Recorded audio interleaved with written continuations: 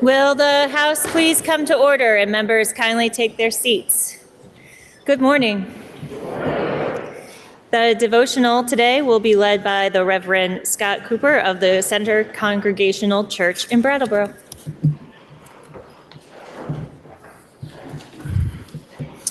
Good morning. In West Brattleboro, Vermont, one can find the historic home and the grave of the Reverend Lewis Grout.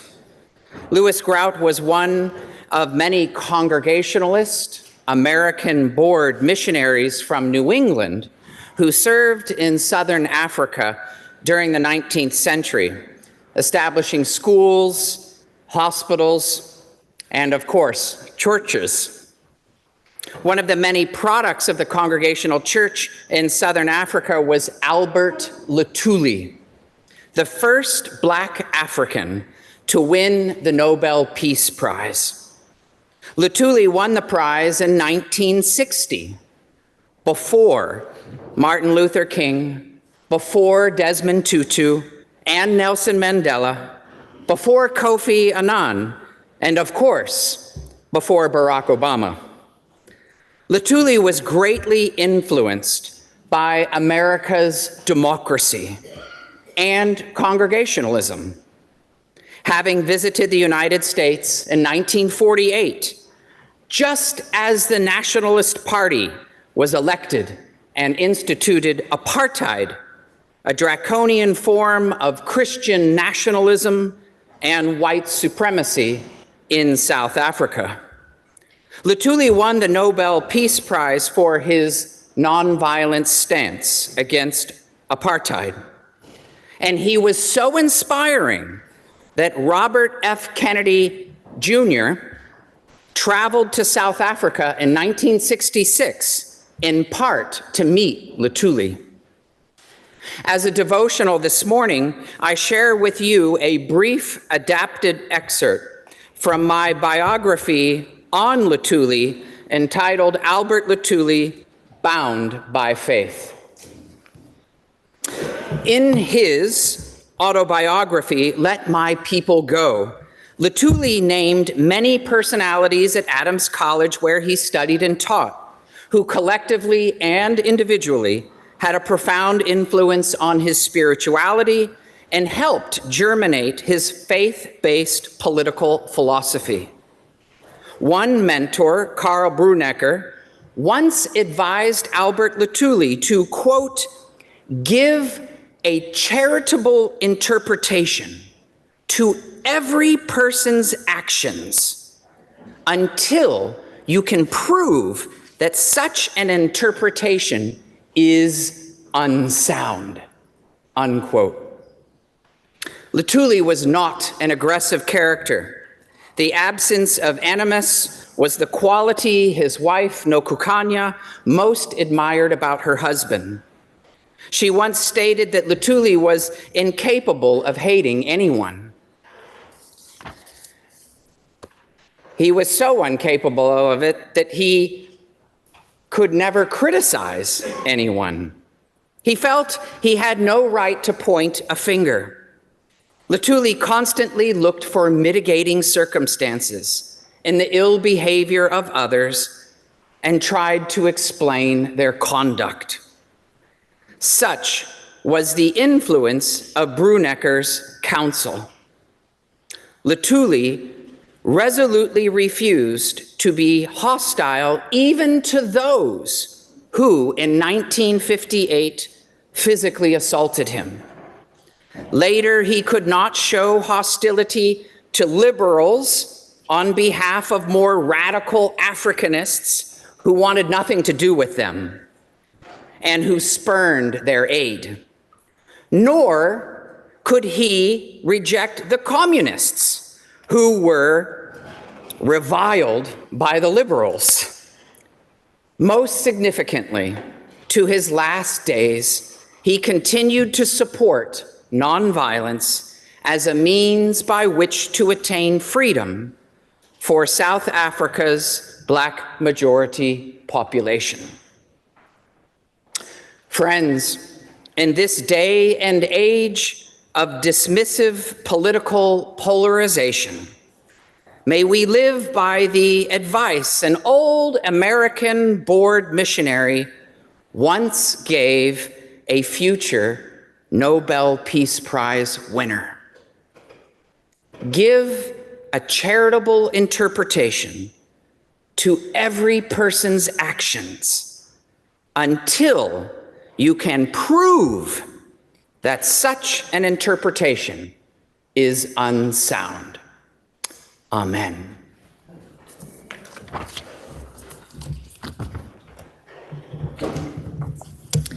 Members and guests, will you please rise and join me in the Pledge of Allegiance?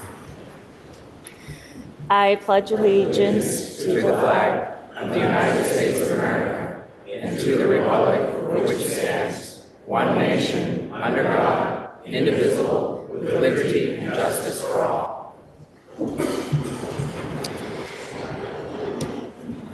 Members, we have 3 House bills for introduction today. The first is House Bill 518, which is an act relating to repealing the Climate Superfund Cost Recovery Program, introduced by Representative Taglavia of Corinth and others. Please listen to the first reading of the bill. H 518, an act relating to repealing the Climate Superfund Cost Recovery Program. Now the bill's been read the first time and is referred to the Committee on Environment. Next is House Bill 519, which is an act relating to authorizing officers of the Town of Randolph Police Department to enroll in Group C of the Vermont State Employees Retirement System, introduced by Representative Sakowicz of Randolph. Please listen to the first reading of the bill. H 519, an act relating to authorizing officers of the Town of Randolph Police Department to enroll in Group C of the Vermont State Employees Retirement System. Now the bill's been read the first time and is referred to the Committee on Government Operations and Military Affairs. Finally, House Bill 520 is an act relating to the right of users to control their social media data, introduced by Representative Priestley of Bradford. Please listen to the first reading of the bill. H 520, an act relating to the right of users to control their social media data. Now the bill has been read the first time and is referred to the Committee on Commerce and Economic Development. Members, we have a bill on the action calendar today requiring referral to a money committee pursuant to House Rule 35A. Senate Bill 123 is an act relating to miscellaneous changes to laws related to motor vehicles affecting the revenue of the state. The bill is referred to the Committee on Ways and Means. Members, we have received requests to read 2 House concurrent resolutions that the House and Senate adopted pursuant to the consent calendar. The first is HCR 145, which is a House concurrent resolution celebrating the 35th anniversary of the installation of the first piece of art for the Art in the In-State Buildings program. Please listen to the reading of the resolution. Whereas in 1988, Acts and Resolves number 267, the General Assembly enacted an act relating to art in public buildings in recognition of the state's need to encourage the work of Vermont artists, to enhance and preserve its cultural environment and heritage, and to provide artistic enrichment to its residents and visitors. And whereas, now known as the Art in State Buildings Program, the state's structures have been brightened, enlivened, and made more welcoming for employees and visitors alike due to the presence of varied creations. And whereas, since the first artwork was installed in the state building in 1990, hundreds of Vermont crafted pieces have found wonderful homes at courthouses, institutions of higher education, office buildings, public safety facilities, the State House, and other state-owned venues throughout Vermont.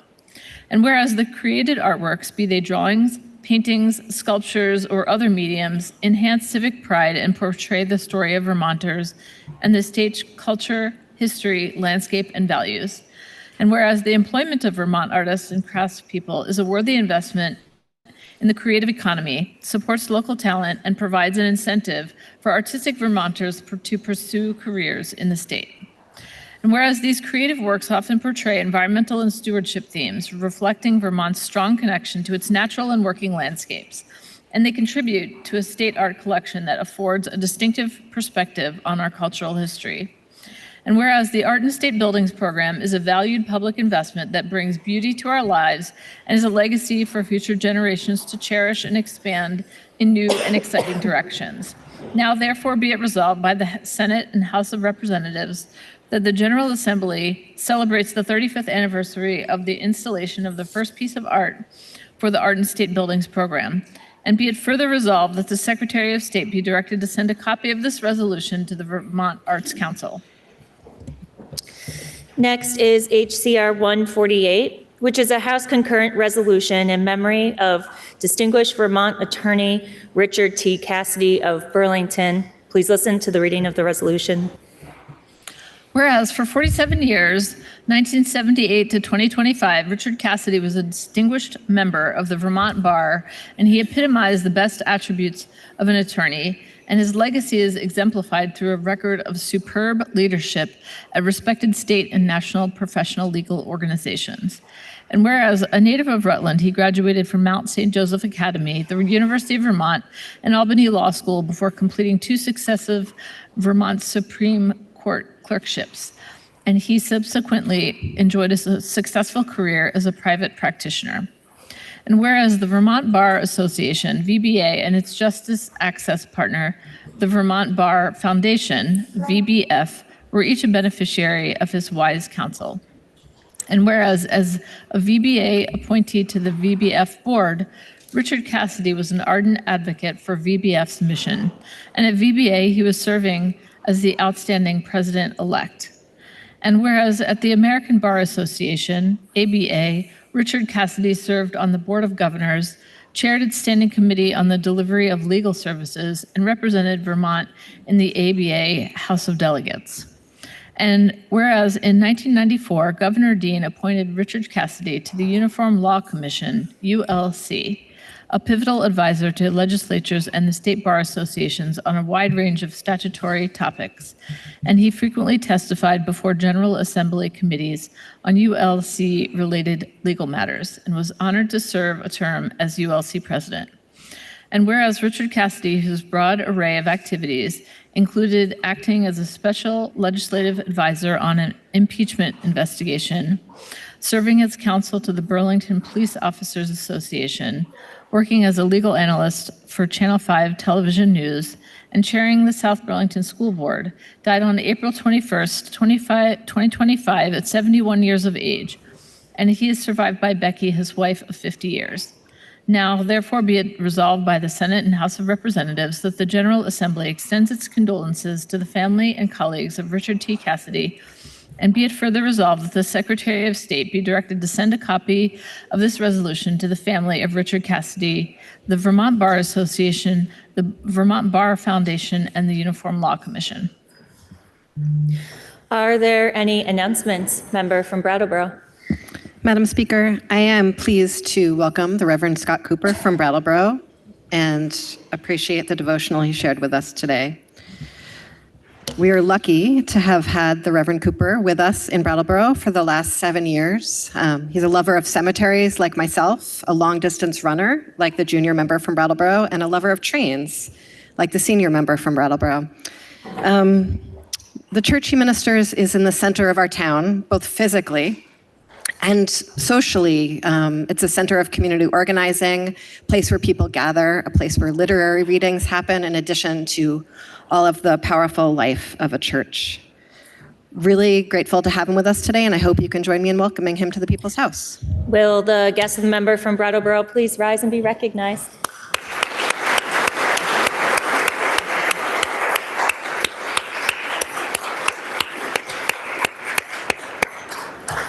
Member from South Burlington.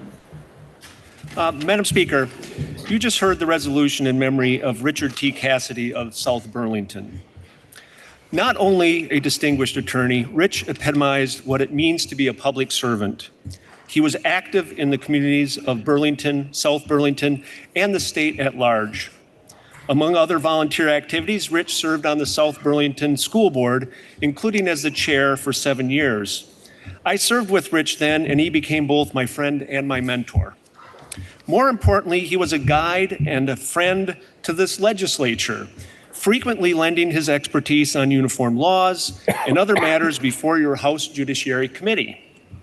And when 2 years ago, the Impeachment Inquiry Committee needed expertise in its investigation of the Franklin County State's Attorney, it was Rich we turned to. His advice and guidance were critical to that effort. I will miss Rich's friendship and his sage advice on matters legal and political. The legislature will miss his clear testimony and expertise. We will miss his advocacy for clarity and consistency in our laws. In the gallery today is the love of Rich's life, Becky Cassidy, his wife of 50 years. Also in attendance are members of the Vermont Bar Association. Please welcome the family and guests of Richard Cassidy. Will the guest of the member from South Burlington please rise and be recognized?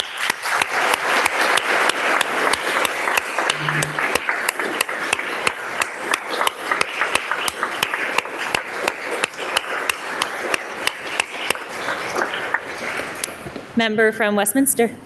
Thank you, Madam Speaker. I wanted to make an announcement on behalf of the former member from Windham, who also is the long-term former House Agriculture Chair. She's going to be in the chamber tomorrow, and she wanted me to give fair warning that she will be bringing her son, Ben, who plays the bagpipes. And many of us love the bagpipes and will be very excited for the devotional that will be happening tomorrow. But she said she occasionally has gotten feedback that people don't love the bagpipes, and she wanted you to be forewarned. Are there any further announcements? Member from Burlington. Madam Speaker, this morning we also heard the reading of HCR 145, celebrating the 35th anniversary of the installation of the first piece of art through Vermont's Art and State Buildings program. This is a program that was established by statute in 1988 to ensure that our public spaces reflect meaning and beauty beyond function alone. The first project was completed in 1990, and over the past 35 years, this initiative has commissioned hundreds of works in courthouses, colleges, public safety buildings, and so many more. The program has supported Vermont artists by integrating their work into the public realm, elevating their visibility along with the cultural identity of our communities while beautifying our civic spaces. These works tell our story. They're rooted in place, grounded in stewardship, and reflective of the people who call Vermont home. In honor of this milestone, we are joined today by leaders of the Vermont Arts Council, Executive Director Susan Evans McClure, Deputy Director Amy Cunningham, and Senior Program Manager Michelle Bailey. They're up in the balcony, and Madam Speaker, I ask that you and the rest of this body join me in welcoming them to the House. Will the guest of the member from Burlington please rise and be recognized?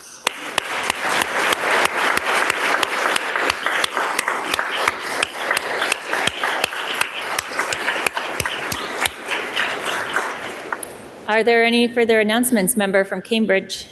Thank you, Madam Speaker. Tomorrow is Wednesday, and the Rural Caucus will be meeting from 8 to 8:45 in room 10 and on Zoom. We'll be continuing our discussion on S-127 relating to housing, and all are welcome. Member from Williston.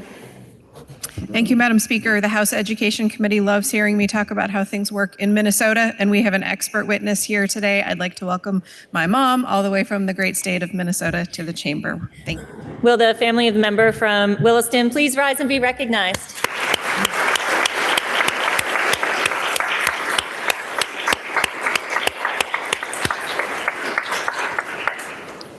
Are there any further announcements? Member from Coventry. Thank you, Madam Speaker.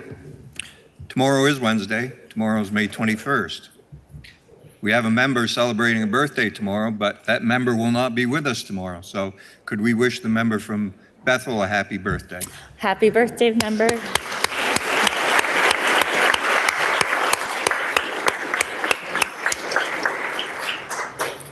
Are there any further announcements? Seeing none, orders of the day. Members, we will begin with Senate Bill 12, which is an act relating to sealing criminal history records. Please listen to the third reading of the bill. S12, an act relating to sealing criminal history records. The question is, shall the bill pass in concurrence with proposal of amendment? Are you ready for the question? If so, all those in favor, please say aye. Aye.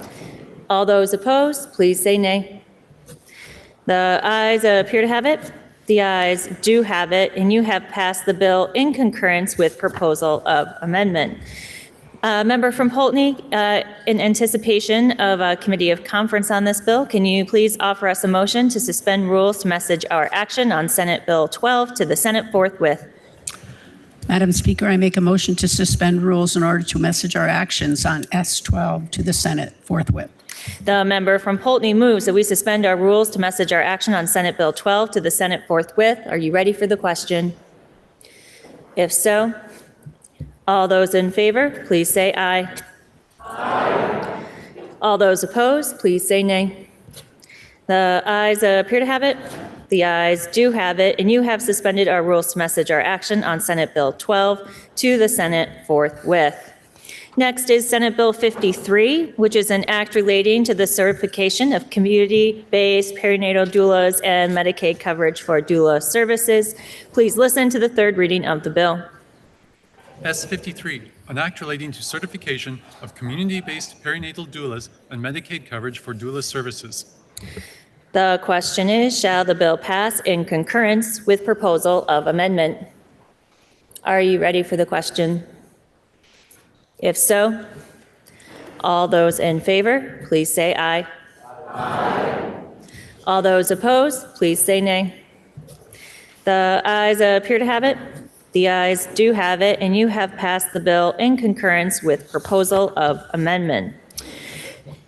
Up next is Senate Bill 109, which is an act relating to miscellaneous judiciary procedures. Please listen to the third reading of the bill.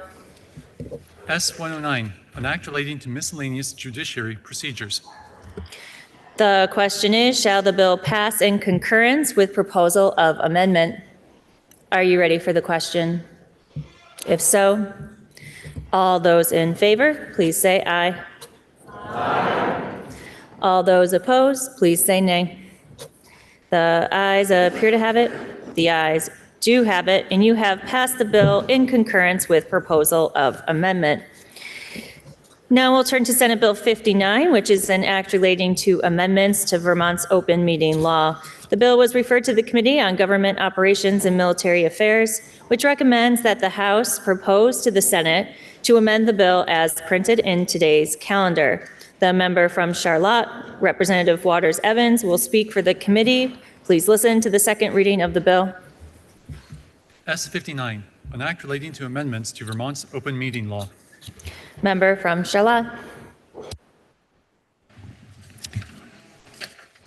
Madam Speaker, your House Government Operations and Military Affairs Committee was referred from the Senate S59, an act relating to amendments to Vermont's open meeting law.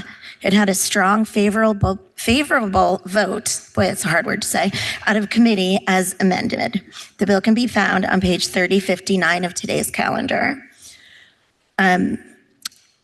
We learned through testimony that open meeting law isn't a constitutional right.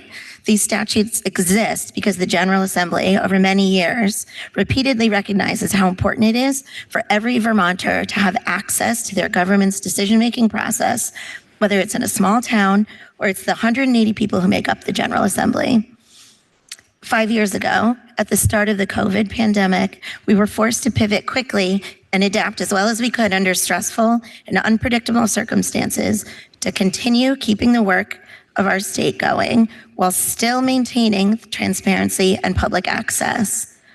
Even though electronic meetings were new, hybrid meetings were new, creating and storing digital meeting records were new, and the technology was antithetical to the traditions of many municipal and state boards and governing bodies, it was important that we maintain transparency as much as possible. Over the course of the last 5 years, some pandemic-era open meeting law statutes have sunsetted, some were removed in the last biennium, and some remain to this day. S59 is another step toward reconciling the older way of doing things with the increased accessibility and involvement that's been an unexpectedly lovely benefit of these changing laws. So we're starting with Section 1. In this section, the definition of undue hardship is clarified as it pertains to a legislative body that would otherwise be required to hold meetings in a hybrid or electronic format. Current statute already provides certain exemptions for undue hardships. This section clarifies the language that specifies what those hardships would be, namely not having necessary personnel and staff available, or not having the resources needed to meet the open meeting law requirements. Section 2, this clarifies some language and makes sure that the term public bodies is used uniformly throughout the section. It also specifically applies Section 2 to state public bodies and adds an exemption to open meeting law hybrid meeting requirements. So if a state public body has a site inspection or a field visit as part of its gathering, that portion of the meeting will be exempt from the hybrid meeting requirement. This would be like if a state board was visiting an apartment building, for instance, it would be unwieldy and difficult to take recording equipment and cameras along on the visit. Should be noted that when those public bodies return to the regular meeting, they do discuss what happened at that site visit and site inspection, and they also don't make any decisions still when they're during the course of that site inspection or visit. That's all saved for the portion of the meeting that's recorded and available for people to watch in a hybrid fashion. One little change that's interesting is the addition in subsection 6A of the phrase "or cause to record" to the current requirement that municipalities record and post meeting recordings for at least 30 days following that meeting. The addition of the phrase clarifies that municipalities are allowed to outsource the storage and posting to other entities in case they don't have the ability to do it on their own. Many municipalities already do this, and this change just confirms that it's okay to do so. This section also exempts site inspections and field visits from the hybrid recording requirement for municipal bodies. It also gives some wiggle room for warning posting requirements. You have to post a meeting warning in 3 locations, but because sometimes here in Vermont, we only have, in addition to the town hall, maybe 1 store or not a library or a post office, it might be tough to come up with 3 places in one town or municipality to post those warnings. So this makes a change to allow neighboring municipalities to be included in that geographic zone where you can post a meeting warning. And the final major change in Section 2 clarifies that when a public body anticipates an executive session, and this is included on their warned agenda, they have to list it as a proposed executive session and also tell everyone what the executive session is going to be about.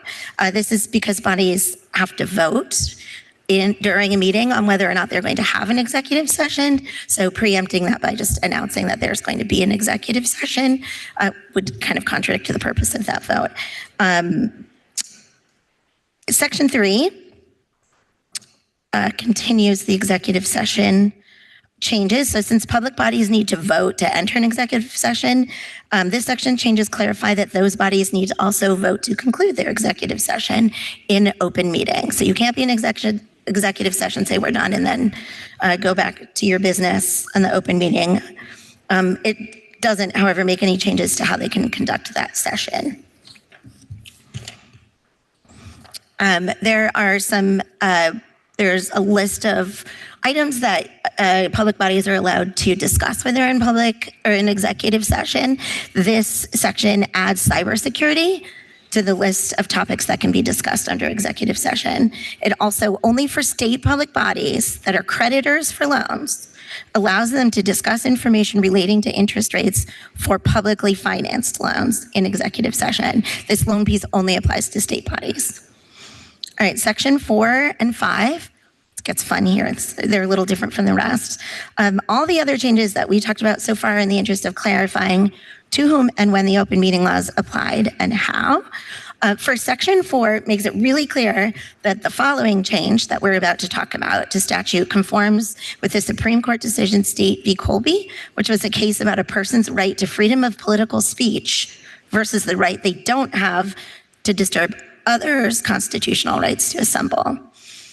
We heard a lot of testimony from town clerks, sheriffs, concerned citizens, and others from all different parts of Vermont who said it's becoming increasingly difficult to conduct municipal business in a meeting when some attendees behave in a manner that essentially shuts down the business at hand. While freedom of speech and the ability to participate in public meetings is a tenet at the core of our democracy, it's also important to note that a person can't mess with the other people's constitutional freedoms. In this case, it would be their constitutional right to gather peacefully to tend to the business of a meeting. So Section 5 amends disorderly conduct statutes to clarify the meaning of current statute, which already disallows disturbing lawful assembly, but it specifies that if the behavior impairs the conduct of an assembly by causing it to end early, or if the behavior continues for numerous and sustained periods after a person has been asked to stop, then that conduct can be considered disorderly conduct. And now we're at the end. This act takes effect upon passage, and your House Government Operations and Military Affairs Committee heard from so many people.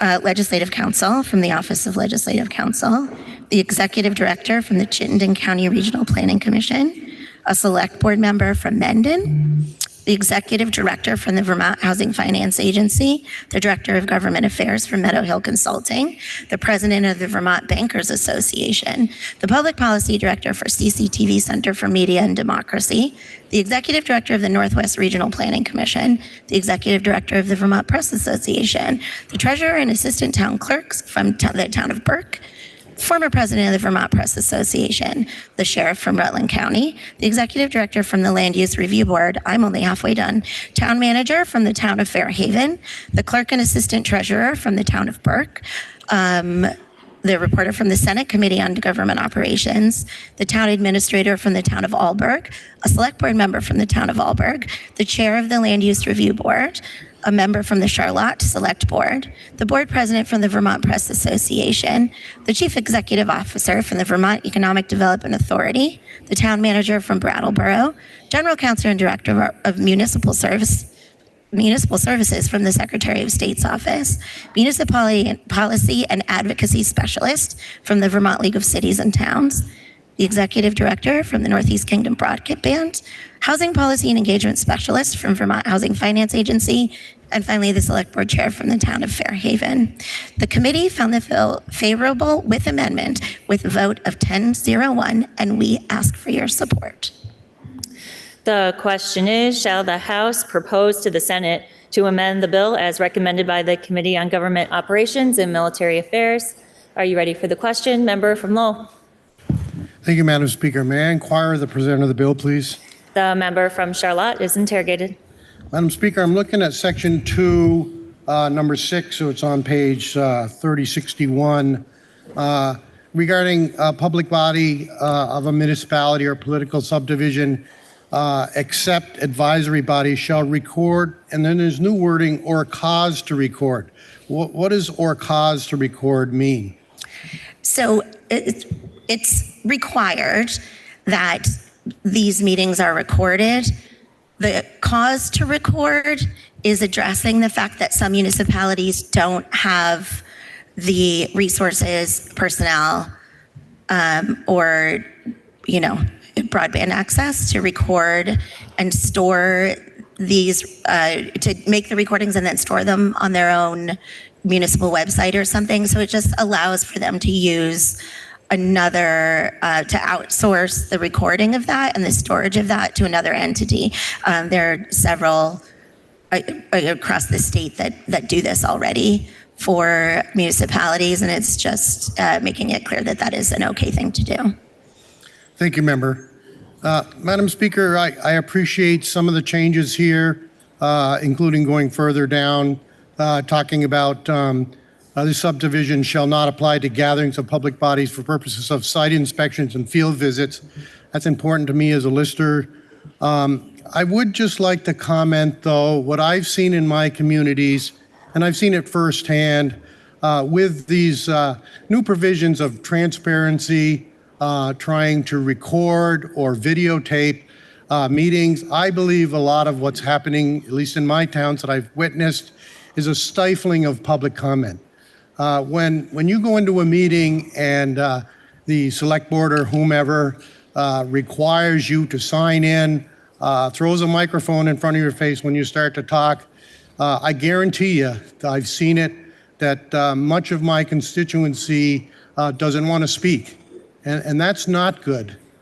So again, I think sometimes we go a little bit too far in our efforts to create transparency and the ability to folks look at what happened at a meeting.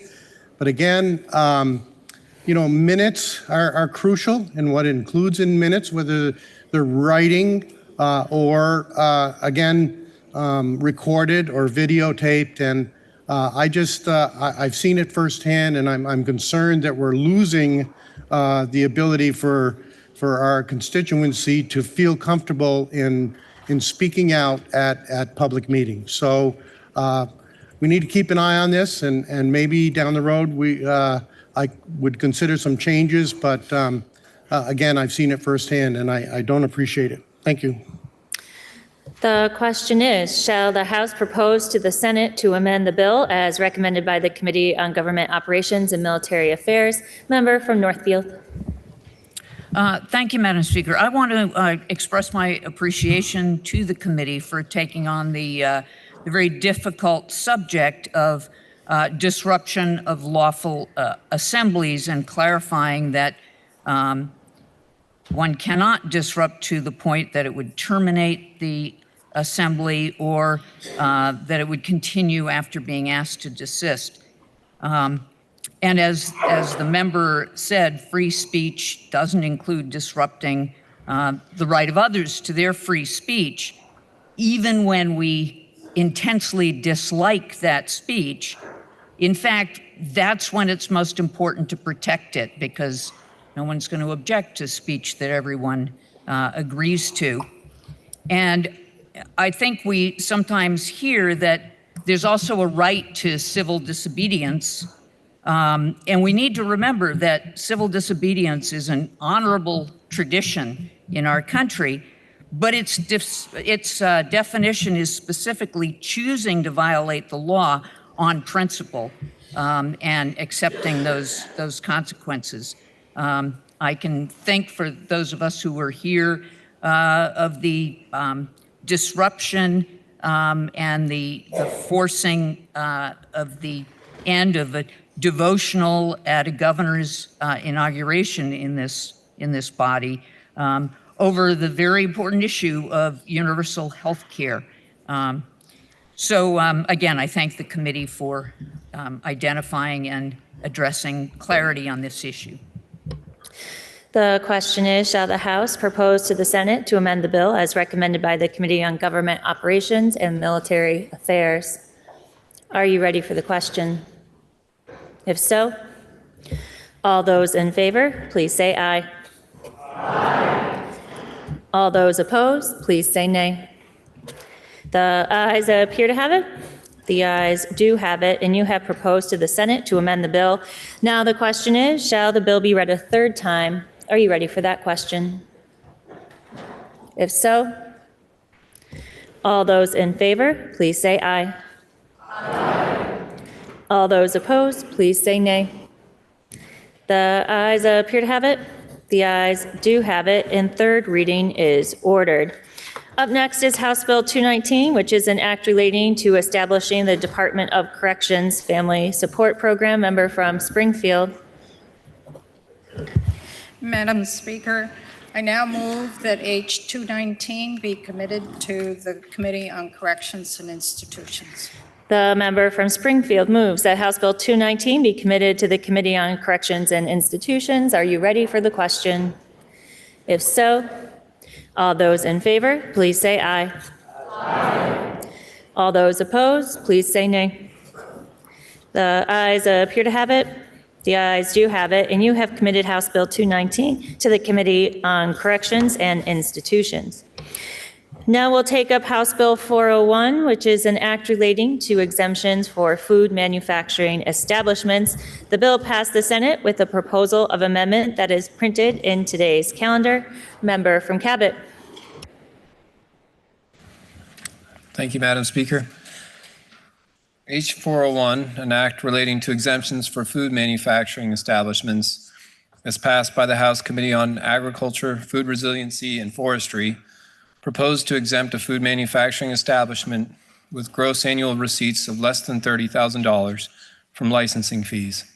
It further proposed to exempt from licensing requirements an individual manufacturing and selling bakery products from the individual's own home kitchen, where the individual has gross annual receipts of less than $30,000. I remind the body of the intent of the bill, that Vermont enhance its food resiliency through increased supply and distribution of locally produced food products, that Vermonters have more access to the local food marketplace as both producers and consumers, that local food producers are able to meet the demand for Vermont-made food products from visitors to the state, that small-scale food producers, new business startups, and sole proprietors benefit from raising the limit of the existing licensing exemption for at-home bakery products to adjust for inflationary cost occurring since the initial statutory enactment, and that supply chain costs and inflationary considerations be addressed to bring risk management thresholds more in line with the economic conditions at the time of initial statutory enactment. As passed by the other body on health and welfare, the bill saw several changes, mainly a new category to food manufacturing establishments, a list of exempt foods, a change to the monetary thresholds, and additional required training were added to the bill.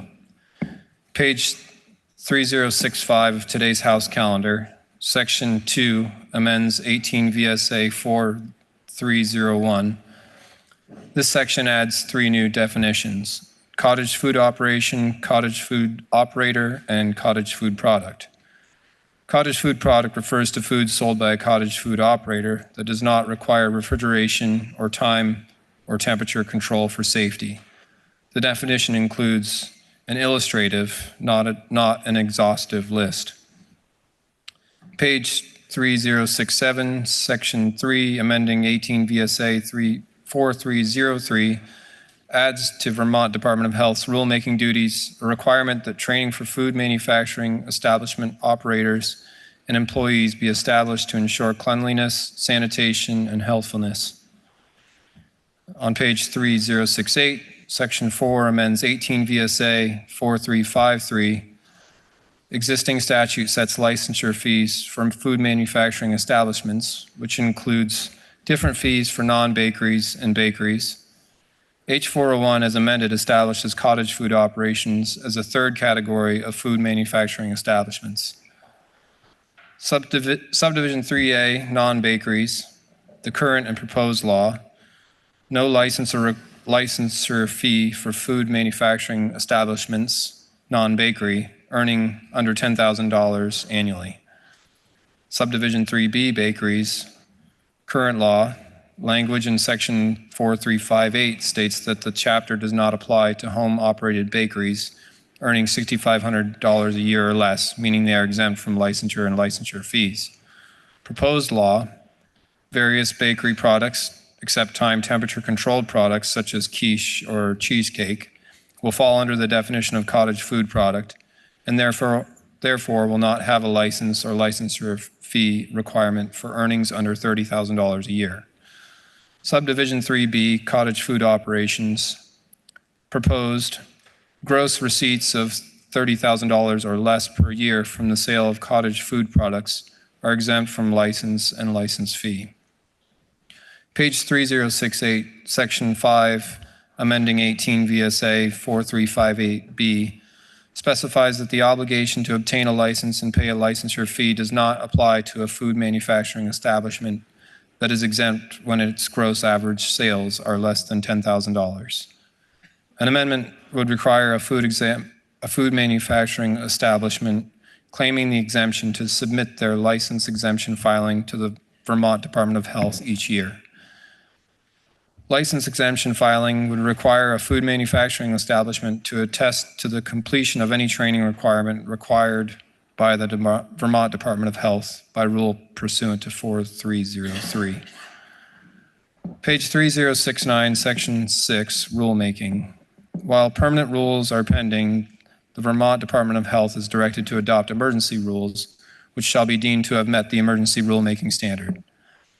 And then finally, Section 7, the effective date is July 1st of 2025.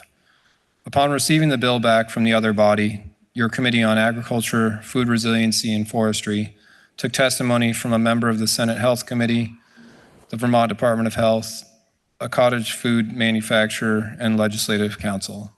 On a straw poll of 701, the committee recommends the House concur with the Senate proposal of amendment. The question is, shall the House concur in the Senate proposal of amendment? Are you ready for the question? If so, all those in favor, please say aye. Aye. All those opposed, please say nay. The ayes appear to have it. The ayes do have it, and you have concurred in the Senate proposal of amendment. Now we'll turn to Senate Bill 126, which is an act relating to healthcare payment and delivery system reform. The bill was referred to the Committee on Healthcare, which recommends that the House propose to the Senate to amend the bill as printed in today's calendar.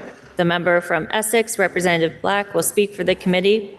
Then carrying an appropriation, the bill was then referred to the Committee on Appropriations, which recommends that the report of the Committee on Healthcare be amended as printed in today's calendar. The member from Morristown, Representative Iacovone, will speak for the committee. Please listen to the second reading of the bill. S-126, an act relating to healthcare payment and delivery system reform. Member from Essex.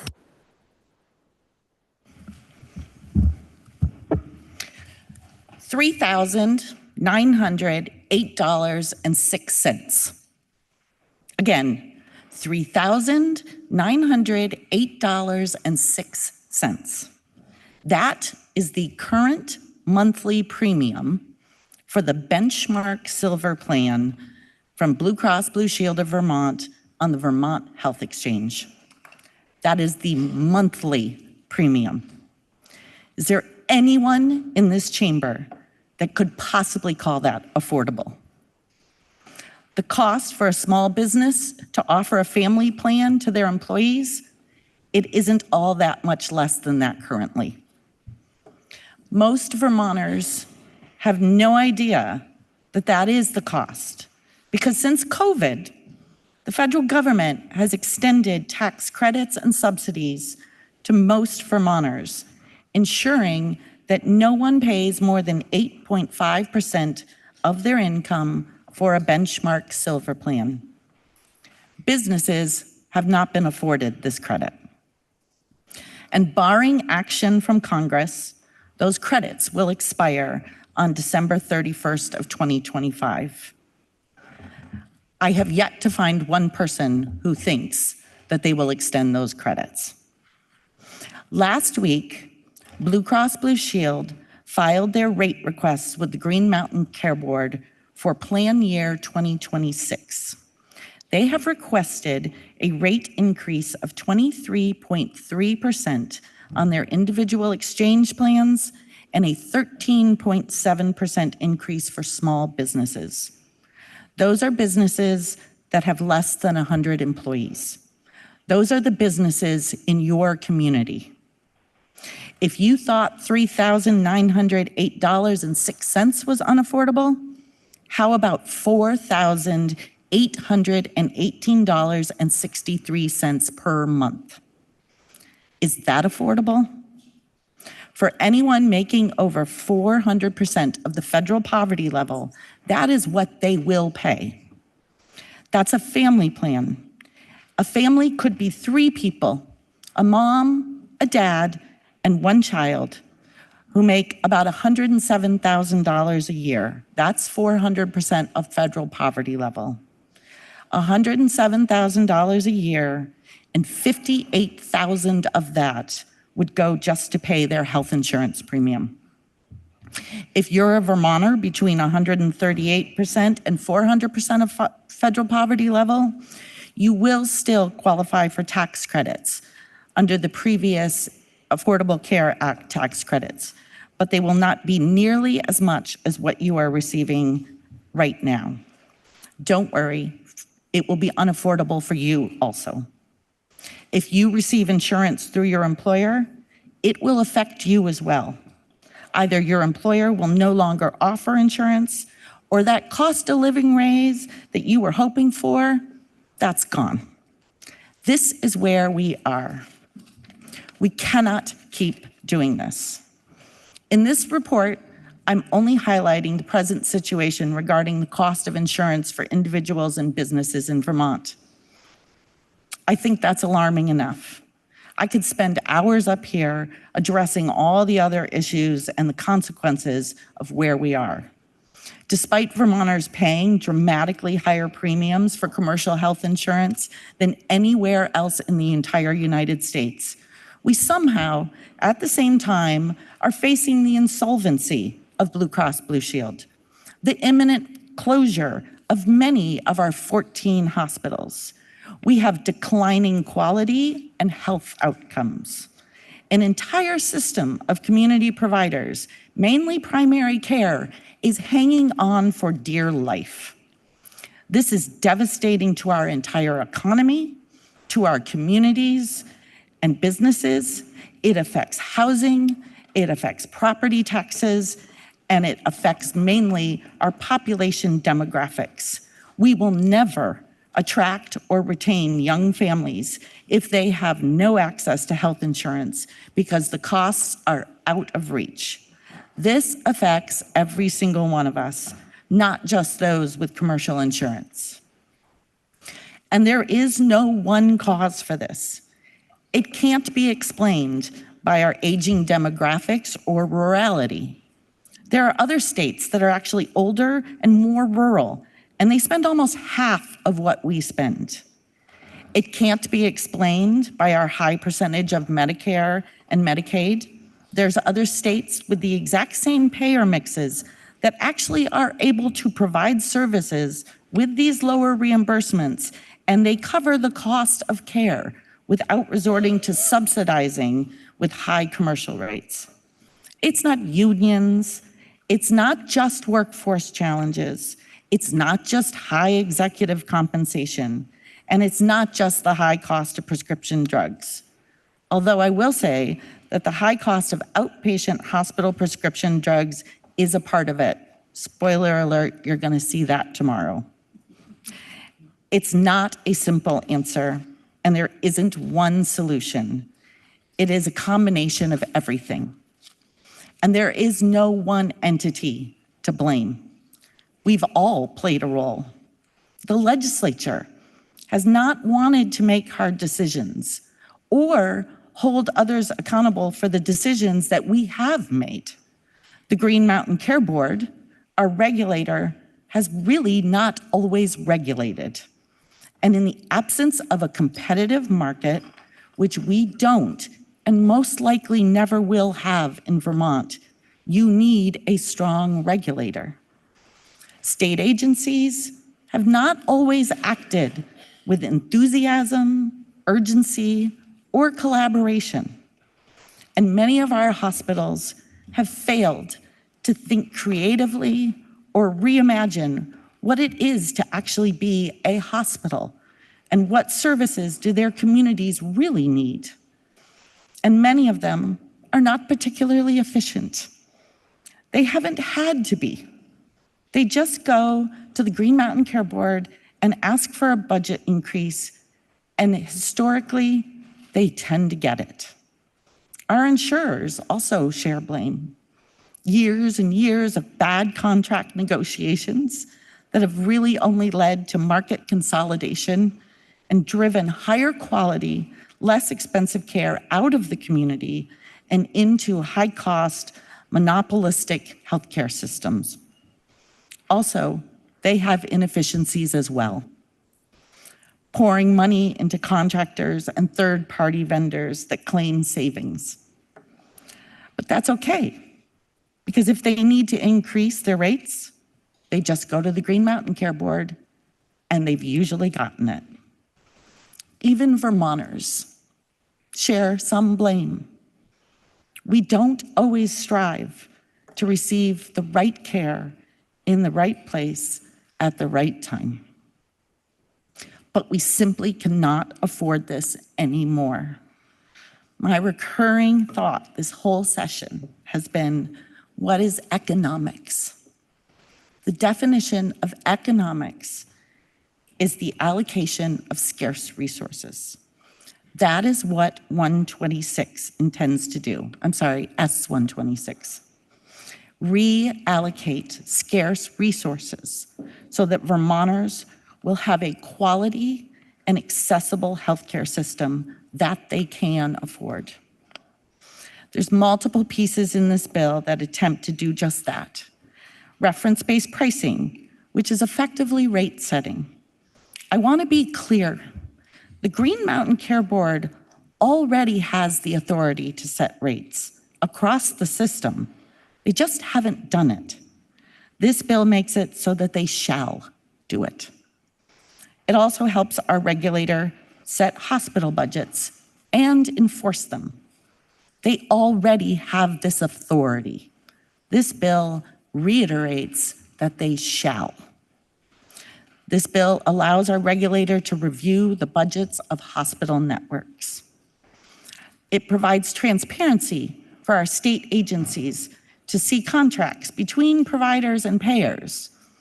And it allows the Green Mountain Care Board, DFR, and AHS all to work collaboratively together. It creates a statewide health resource plan to inform the work of reference-based pricing and to identify where resources we actually have are and what resources are needed and where. It relies heavily on the cooperation between AHS, the Green Mountain Care Board, and statewide steering committees. It forms a primary care committee that actually has some teeth in the development of the state plan. It holds AHS accountable for the work required and the timeline required in Act 167 around hospital sustainability. It incentivizes hospitals to actually come up with their own solutions. And it imagines a statewide electronic health record that actually has clinical benefits rather than just more data and reporting requirements. Most of all, this bill is about urgency and accountability. There are a lot of timelines and more shalls than mays. So I'm going to walk through the bill, and you can find the language on page 3103 of today's House calendar, as soon as I have a drink.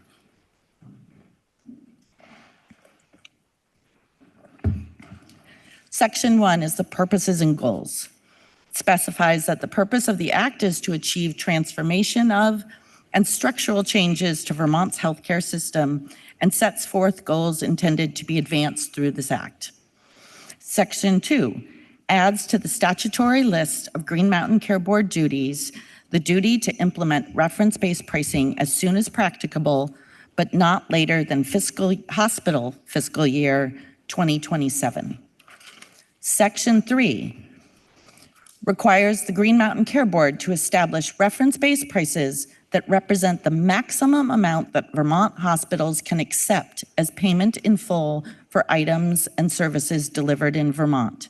Reference-based prices will be based on a percentage of Medicare rates for the same or a similar item or service, or on another benchmark as appropriate. Reference-based pricing will start as soon as practicable, but not later than fiscal year 2027. Green Mountain Care Board will review reference-based prices for each hospital annually during its hospital budget review. Balanced billing will not be permitted. Green Mountain Care Board, with the Department of Financial Regulation, will monitor implementation of reference-based pricing to ensure that decreased payments to hospitals result in decreases in health insurance premiums. It allows the Green Mountain Care Board, in consultation with AHS and the Primary Care Steering Committee, to implement reference-based pricing for services delivered outside a hospital, like primary care services. It specifies that the Green Mountain Care Board's reference-based pricing authority does not apply to Medicare or Medicaid. Section 3A adds a definition of hospital network to the hospital budget review subchapter, defining it as a system comprising 2 or more affiliated hospitals that derive 50% or more of its operating network from Vermont hospitals, and in which the affiliated hospitals deliver services in a coordinated manner using an integrated financial and governance structure. Section 4 requires hospitals to submit budget information as directed by the Green Mountain Care Board to create greater hospital budget data standardization and allows the Green Mountain Care Board to compare hospitals' expenses. Section 5, as part of its review of hospital budgets, it requires the Green Mountain Care Board to consider the statewide healthcare delivery strategic plan once it's been established. For a hospital that's part of a hospital network, review the network's financial operations as they relate to the individual hospital's budget. When considering salaries for the hospital's executive and clinical leadership, look at variable and incentive plans and compare leadership salaries with those of the hospital's lowest paid direct care employees. Consider the ratio of the hospital's administrative employees to its direct care employees. It requires that individual budgets established by the Green Mountain Care Board must be consistent with the state healthcare delivery strategic plan once established, reflect the reference-based prices established by the board. For a hospital that's affiliated with a hospital network, ensure that hospital spending on network operations is consistent with principles for healthcare reform and the statewide healthcare delivery strategic plan. Include meaningful variable payments and incentive plans for hospitals. It requires any hospitals that proposes to eliminate or reduce a service in order to comply with its budget order to provide notice of intent to the Green Mountain Care Board, AHS, and the Office of the Healthcare Advocate, and legislators who represent the hospital service area at least 45 days in advance. The notice must explain the rationale for the proposed reduction or elimination and describe how it is consistent with the statewide healthcare delivery strategic plan once established and the hospital's most recent community health needs assessment. Allows the Green Mountain Care Board to modify the hospital's budget or take other actions to preserve access to necessary services.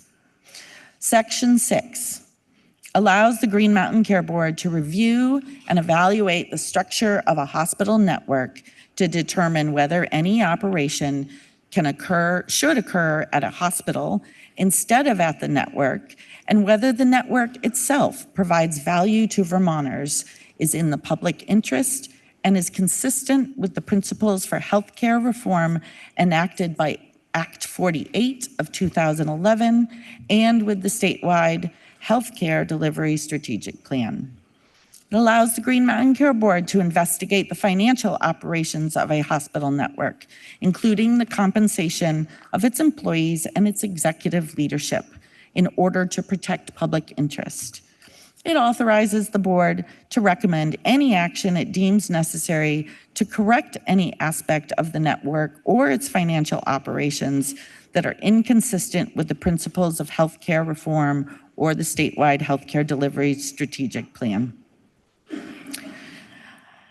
Section 7 requires that contracting entities or healthcare providers to provide an unredacted copy of executed or proposed healthcare contracts to DFR and the Green Mountain Care Board upon request. Section 8, the statewide healthcare delivery strategic plan. It directs AHS, in collaboration with stakeholders, to lead the development of an integrated statewide healthcare delivery strategic plan. It describes elements of the plan, including alignment with the principles of healthcare reform, identifying existing services and promoting access to high-quality, cost-effective healthcare services across Vermont, defining a shared vision, goals, and objectives for improving access, quality, efficiency, and affordability, including benchmarks for evaluating progress. Identifying resources, infrastructure, and support needed to achieve the established targets. Provide a phased implementation timeline. It should be promoting accountability and continuous quality improvement across the healthcare system, It shall provide annual targets for total cost of care across Vermont's healthcare system and identifying appropriate allocations of healthcare resources and services that balance quality, access, and cost containment. It should build on data and information from existing sources and identifying opportunities for quality improvement and care integration, gaps in care, and barriers to access and to achieving its goals.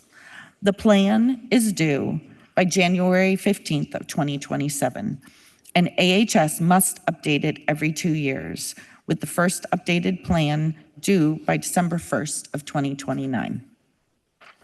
It's my 60th birthday. Sorry. Healthcare Delivery Advisory Committee in Section 9.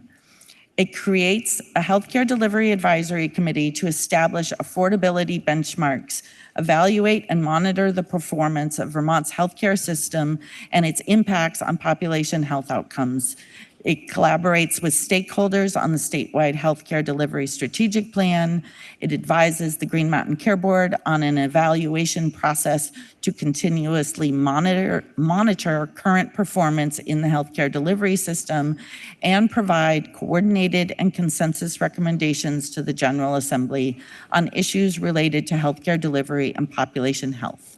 It has 19 members, including the Secretary of AHS, or designee, chair of the board, or designee, and representatives of the Office of the Healthcare Advocate, Health Equity Advisory Commission, health insurers, Vermont hospitals, other healthcare and long-term care providers, small businesses, and the Vermont Program for Quality in Healthcare. In Section 9A is formed a comprehensive primary healthcare steering committee. It creates a 16-member comprehensive primary healthcare steering committee to inform the work of state government relating to primary care. It directs the steering committee to assess primary care needs in Vermont, make recommendations on recruitment and retention, propose sustainable primary care funding models, identify ways to increase access to primary care and reduce administrative burdens, recommend ways to measure quality, provide input into the statewide healthcare delivery strategic plan, consult on reference-based pricing for primary care, and offer additional recommendations and guidance on primary care. Section 10 is the integration of healthcare data report. It requires AHS to collaborate with the Health Information Exchange Steering Committee to look at creating an integrated system of clinical and claims data, and that report is due by January 15th of 2026. Section 11 authorizes the Green Mountain Care Board to share any materials it receives pursuant to a subpoena with AHS or DFR as appropriate to AHS's or DFR's work, as long as AHS and DFR agree to maintain the confidentiality of anything that is exempt from public inspection and copying under the Public Records Act. Section 11A directs AHS to facilitate collaboration and coordination among healthcare providers to respond to urgent financial pressures and identify opportunities to increase efficiency, improve quality, reduce prescription drug spending, and increase access to essential services while reducing hospital spending by not less than 2.5% for hospital fiscal year 2026. It requires AHS to report on the proposed reductions. It is approved to the Health Reform Oversight Committee and Joint Fiscal Committee by July 1st of 2025. Monthly updates are required beginning on October 1st of 2025, first to HROC and JFC, and then to the House Healthcare and Senate Health and Welfare Committees. Section 11B directs AHS to identify specific outcome measures for determining whether, when, and to what extent it has met the healthcare system transformation goals from Act 167 of 2022. It requires AHS to report to HROC by July 1st of 2025 on its outcome measures, a timeline for accomplishing them, how AHS will determine its progress in accomplishing the outcome measures and Act 167 transformation goals, the impact of transformation decisions by individual hospitals, and how AHS is tracking and coordinating transformation efforts across the system, and AHS's spending on Act 167 transformation efforts to date and the amount of funds it still has available. Monthly updates are required beginning on August 1st of 25, first to HROC and JFC, and then to House Healthcare and Senate Health and Welfare. Section 11C directs AHS to award incentive grants to hospitals to encourage them to actively participate in transformation efforts, including reducing hospital costs and expanding access through telehealth. It appropriates $2 million from the Health IT Fund to AHS for these grants. And it requires that AHS report to HROC and JFC by November 15th of 2025 regarding how much was obligated and dispersed as of November 1st of 25. Section 11D requires DFR to provide a plan to HROC by November 1st of 25 for preserving the sustainability of domestic health insurers in Vermont. That's Blue Cross Blue Shield of Vermont. Section 12 directs AHS to explore opportunities to retain useful capabilities developed by or on behalf of an accountable care organization and funded in whole or in part using state and/or federal funds. This is with the winding down of One Care Vermont.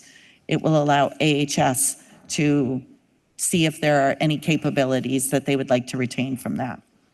It requires AHS to report to HROC by November 1st of 2025 on this capabilities report. Section 13 was deleted. Section 14 requires the Green Mountain Care Board to provide an update by February 15th of 26 on its implementation of this act, including the status of reference-based pricing and the effects on healthcare access, quality, and cost. The Green Mountain Care Board also must report on the potential future use of global hospital budgets. Section 15 requires AHS to provide an annual update by February 15th on the status of the statewide healthcare delivery strategic plan and activities of the Healthcare Delivery Advisory Committee and effects of the plan, the advisory committee, and other AHS efforts on healthcare access, quality, and cost. Section 16 requires Green Mountain Care Board's annual report to include updates on reference-based pricing, any considerations about the future use of global hospital budgets, and the effects on healthcare access, quality, and cost. And Section 17 are the effective dates. Section 16, which is Green Mountain Care Board's annual report, takes effect on July 1st of 2026, and the remainder of the act takes effect on passage.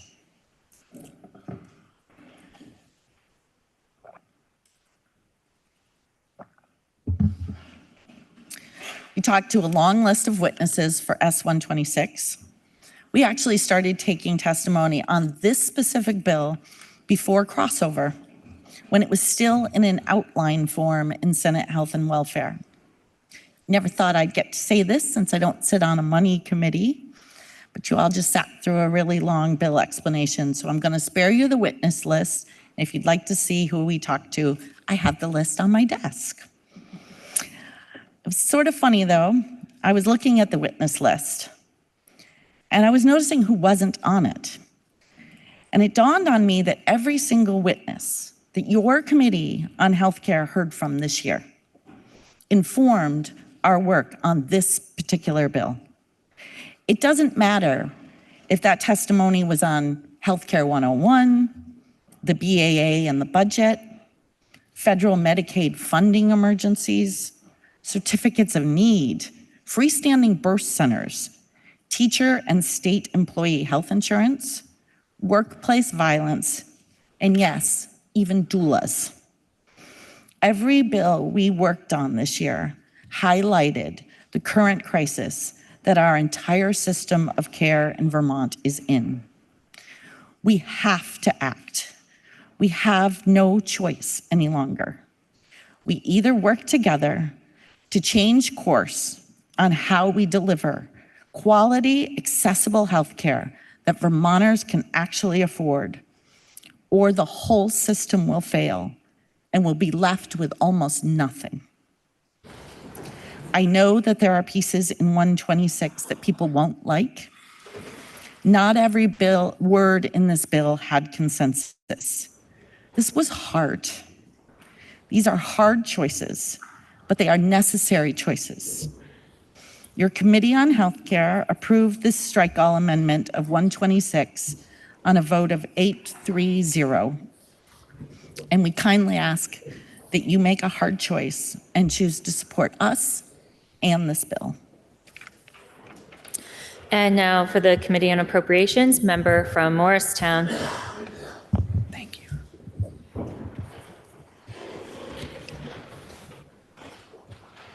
Thank you, Madam Speaker. For those who wish to follow on in the calendar today, you can find this language for the amendment on page 3126. The language is really technical and not the key to this amendment.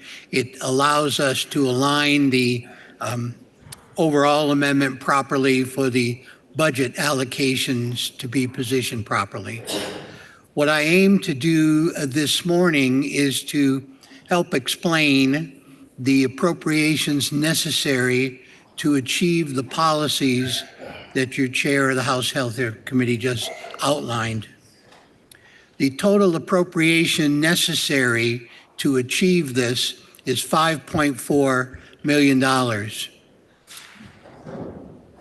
That appropriation is distributed to the Agency of Human Services and to the Green Mountain Care Board. Out of that $5.4 million, $4.2 million will go to the Agency of Human Services, of which $2.2 million is our general funds.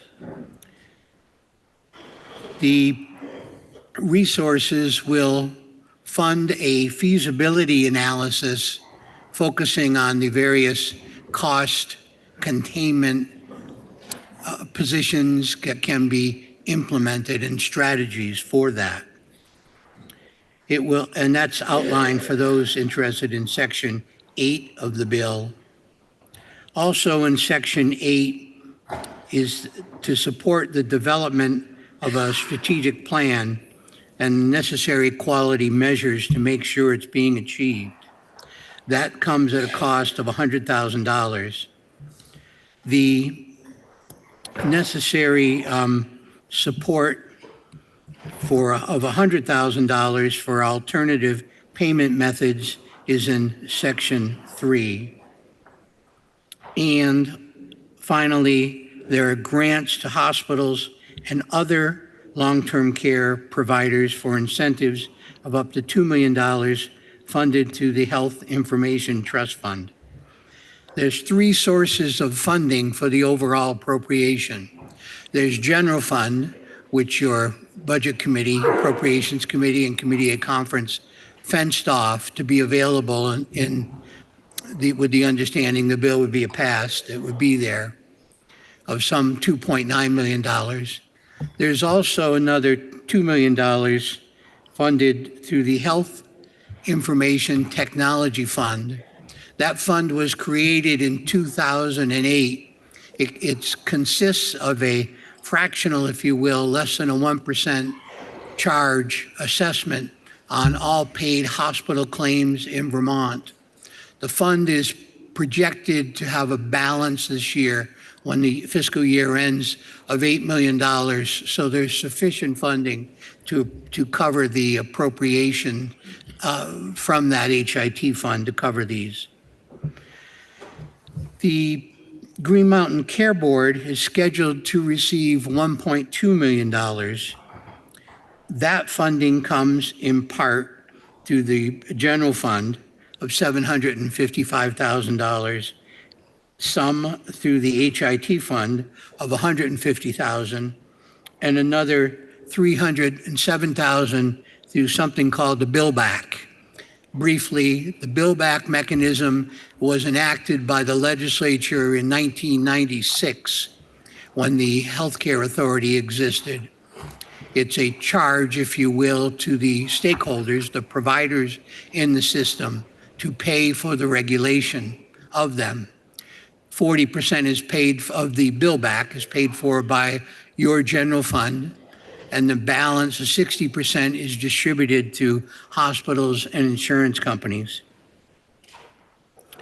The $512,000 is appropriated to fund 3 positions with the Green Mountain Care Board: a director of reference-based pricing, project manager for reference-based pricing, and an operational procurement contract oversight specialist.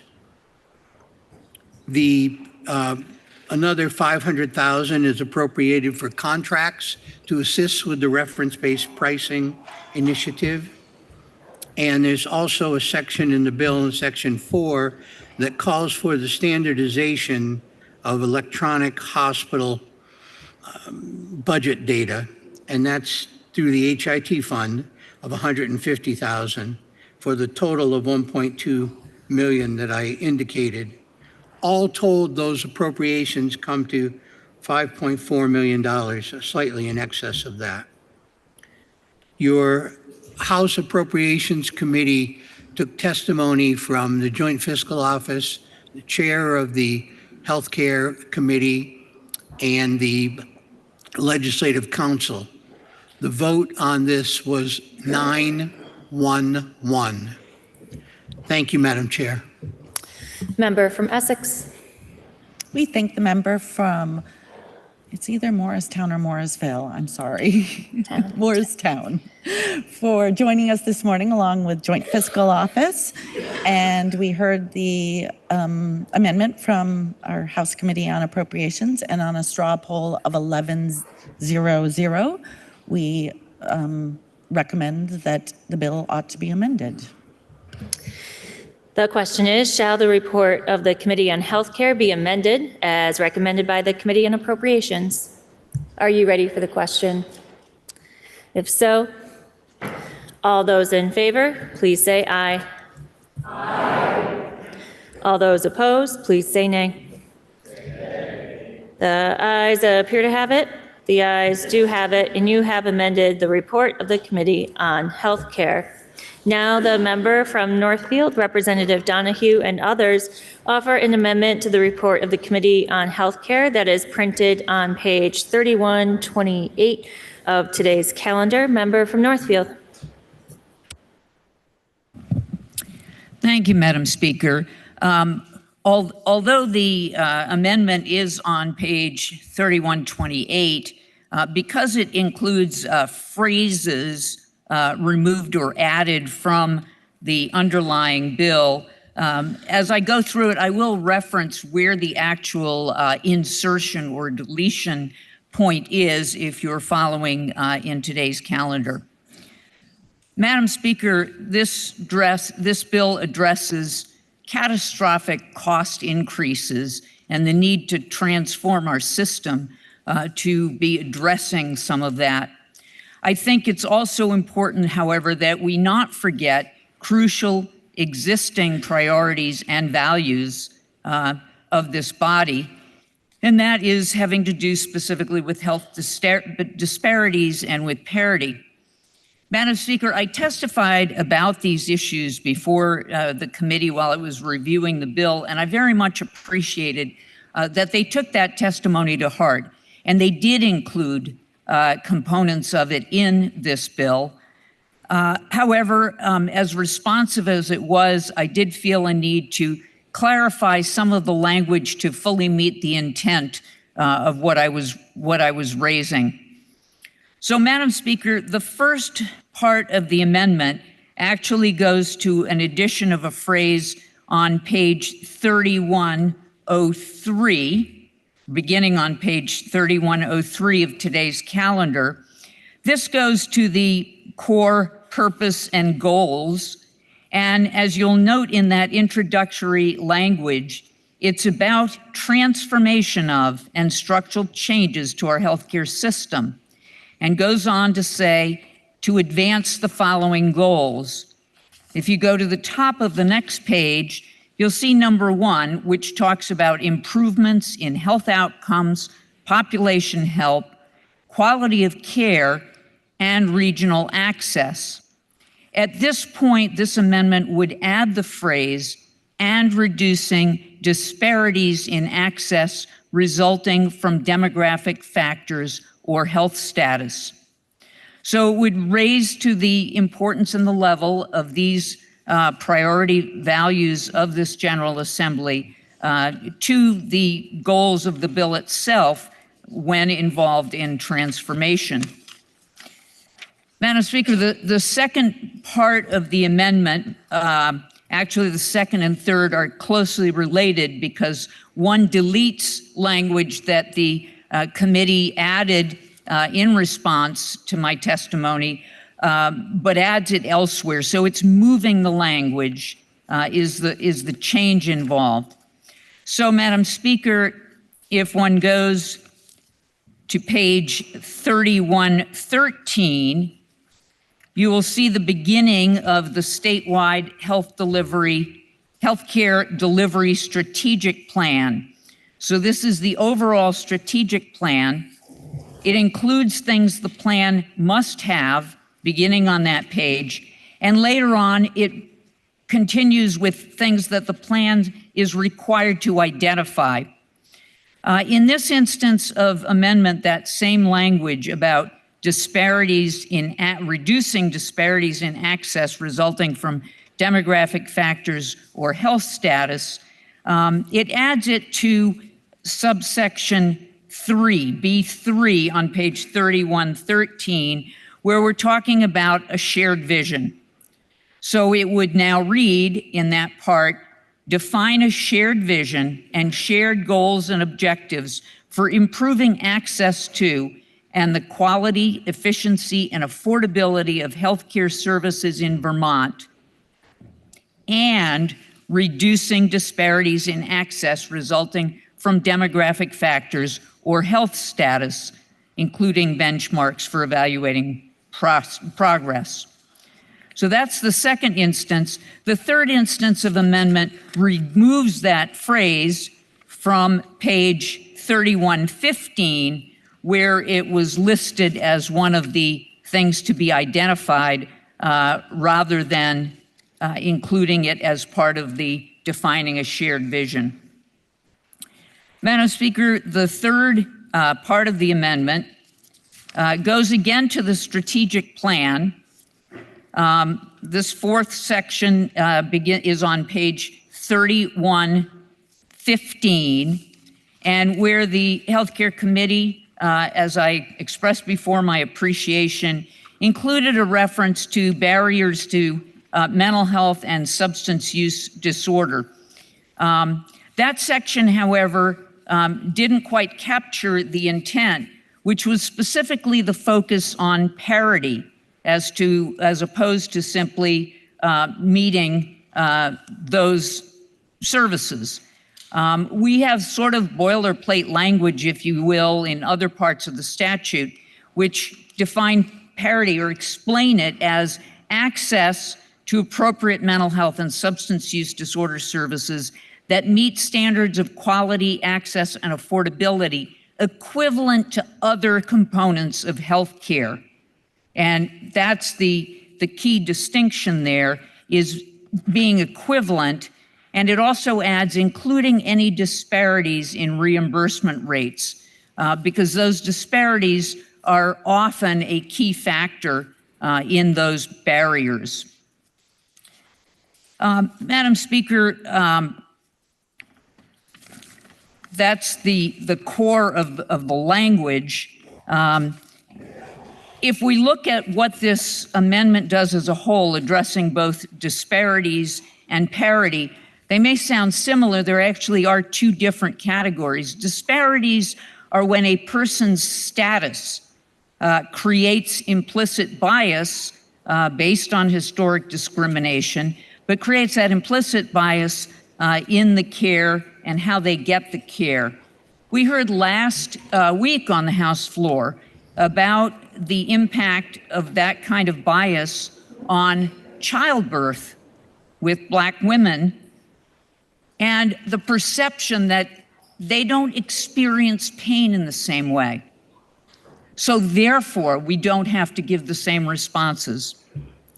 In the same way, a person with a psychiatric disability may get labeled as, oh, it's all in their mind, when they actually have a serious illness of some sort. Or even with people with severe disabilities, consideration that their life may not be of equal value. Those are the disparities are being referenced when we talk about disparities resulting from demographic factors or health status. Parity is about treatment for specific type of care, in this case, mental health and substance use disorder, where there isn't equal access because of historic discrimination. We can look at recent examples. The closing of the Central Vermont Medical Center inpatient psychiatric unit because it's the one type of inpatient care which is reimbursed by commercial insurance at lower than the actual cost of care. Medicaid and Medicare, Medicaid in particular, is where the difference is picked up, sort of a reverse cost shift. In the same way, the new adolescent Southwestern Vermont Medical Center unit that's recently been approved, all of the capital funding is being paid for by the state because the hospital would not be able to receive the reimbursements to recoup the capital investment, which they do in every other type of inpatient care. And finally, reimbursement for providers themselves are paid at lower rates than the equivalent Medicaid or Medicare rates. So, Madam Speaker, when we look at transformation and changes in improving our system, we need to remember that neither of those have yet been achieved. The Health Equity Commission in 2025 reminded us and said that the Health Equity Advisory Commission is committed to partnering with the state to ensure that health equity is a top priority in the reform of health delivery systems.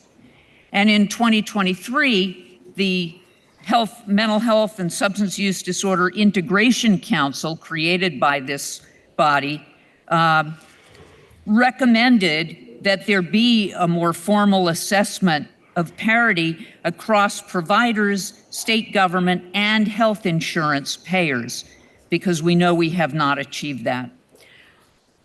So we need to continue this vision, continue this piece of uncompleted work while we are addressing our overall transformation. So I ask for the body's support of heightening the prominence and understanding of these two issues. Thank you. Member from Essex. Madam Speaker, before I speak to the member from Northfield's amendment, I want to apologize to the whole body. I have all the straw polls written down, and I misread the vote for the appropriations amendment. It was not 1100, that is for another one. And the vote on the appropriations amendment was 731. And again, I apologize, I'm focally challenged sometimes. On to the member from Northfield's amendment. We thank the member very much for coming in and explaining this to us. As I'm really grateful that she has more aligned the language around disparities and access resulting from demographic factors and health status, that she has more aligned it in the bill with the appropriate places.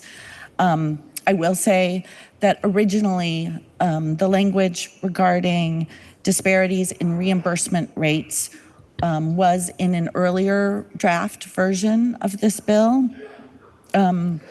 We sort of went through a lot of things that we wanted the Agency of Human Services to look at in the statewide healthcare delivery plan.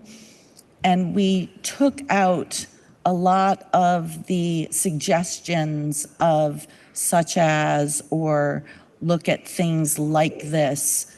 I think that other members may agree that sometimes you often find when you ask them to look at and you give them examples, that the information you get back only looks at that one thing, and we wanted to be as broad as possible.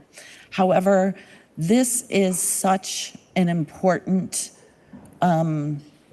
topic, and I don't think, as the member from Northfield just explained to us, I don't think most people are aware. We tend to think of commercial insurance as always being higher reimbursement rates than Medicare and Medicaid, but almost the one area in our healthcare system where they have reimbursements sometimes significantly lower than Medicare and Medicaid is in mental health.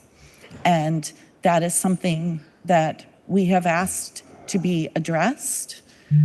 I know that the member from Northfield has been working on this for a very long time. And so I think it's important that we reestablish this in this bill.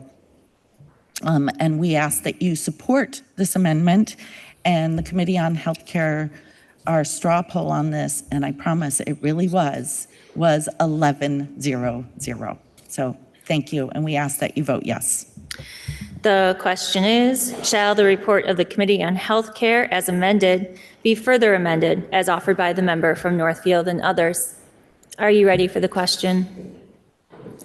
If so, all those in favor, please say aye.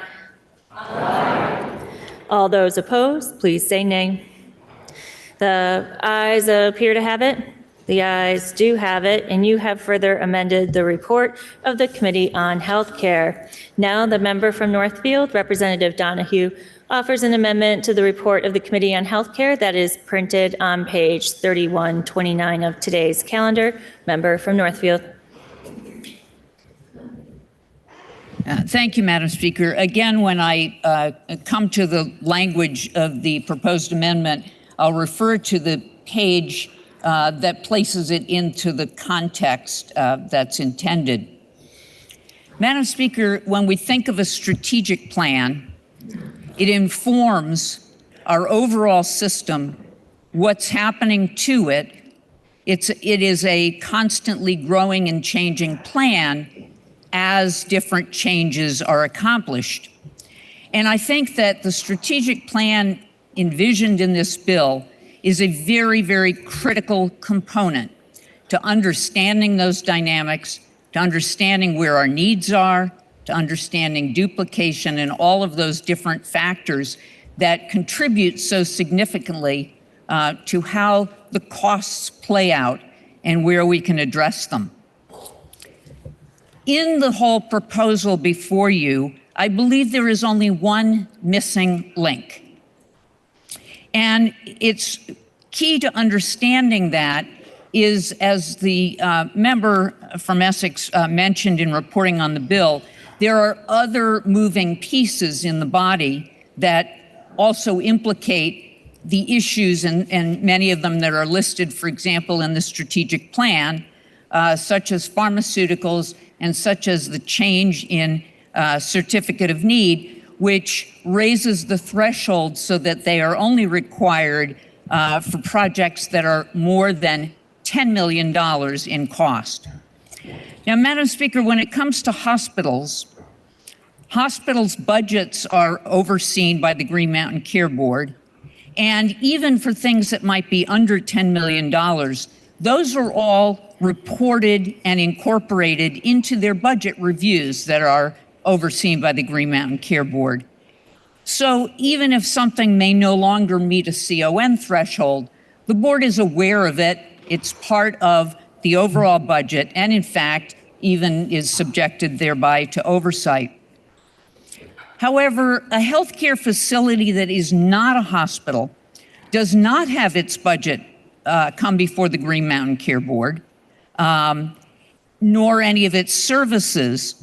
And so if not including a project that is greater than $10 million in cost, there is no mechanism in the plan as it stands now for the Agency of Human Services in healthcare work, or the Green Mountain Care Board, or any state entity.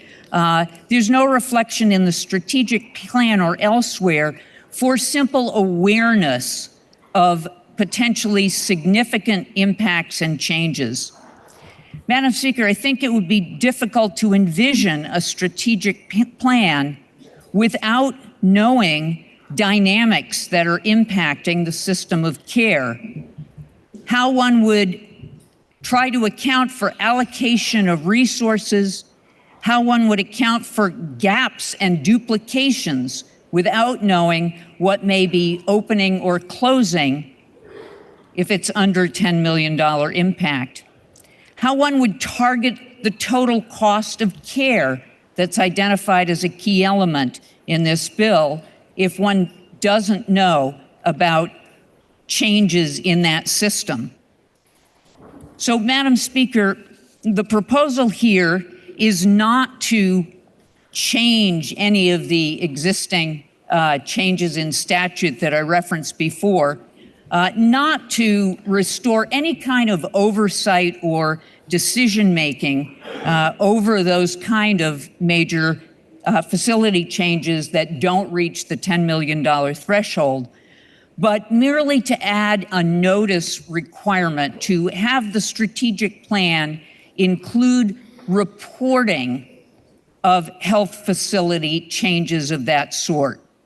So, Madam Speaker, to understand the context, one would go to page 3115, which are part of the list of things that the strategic plan is supposed to identify.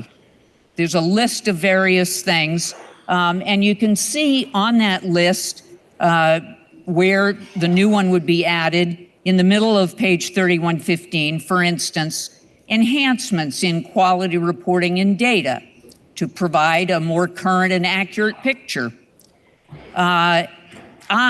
Systems to ensure that data is shared with and accessible to the healthcare professionals who are providing care. And this would add appropriate reporting requirements for healthcare facilities that are not hospitals and that plan to offer a new healthcare service, terminate a healthcare service, or establish a new healthcare facility to provide advance notice, simply summarizing what that service or project is. To look specifically at the terms, because there are a couple of phrases there that are sort of identifying what we are calling healthcare facility as opposed to the core. So if you read the language, it's asking that the strategic plan identify appropriate reporting requirements for healthcare facilities, and then it states that are not subject to budget review and approval by the state. And what that means is that they're not hospitals, because hospitals are the ones that are subject. And that the plan to offer a new healthcare service, terminate a healthcare service, or establish a new healthcare facility. And then we have that phrase, which service or project does not require a certificate of need under subchapter 5 of this chapter. And that's the bill that is revising that to the $10 million threshold. So this is saying they may be below 10 million, but they can still make a major impact. And then the last substantive piece, to provide advance notice to relevant state entities summarizing the service or project. So it's awareness for the strategic plan in order to recognize what dynamics are occurring in the system while working on those priorities of allocating resources, identifying gaps and duplication, targeting total costs of care, and so forth. So, Madam Speaker, what are some examples of that? Well, in the past 5 or 6 years, there have been not that many examples of something that would fall in that category. But I think a couple of examples are relevant to understanding. Most often, non-hospital certificate of need applications have been either long-term care facilities or substance use disorder facilities. Now, I left out mental health facilities.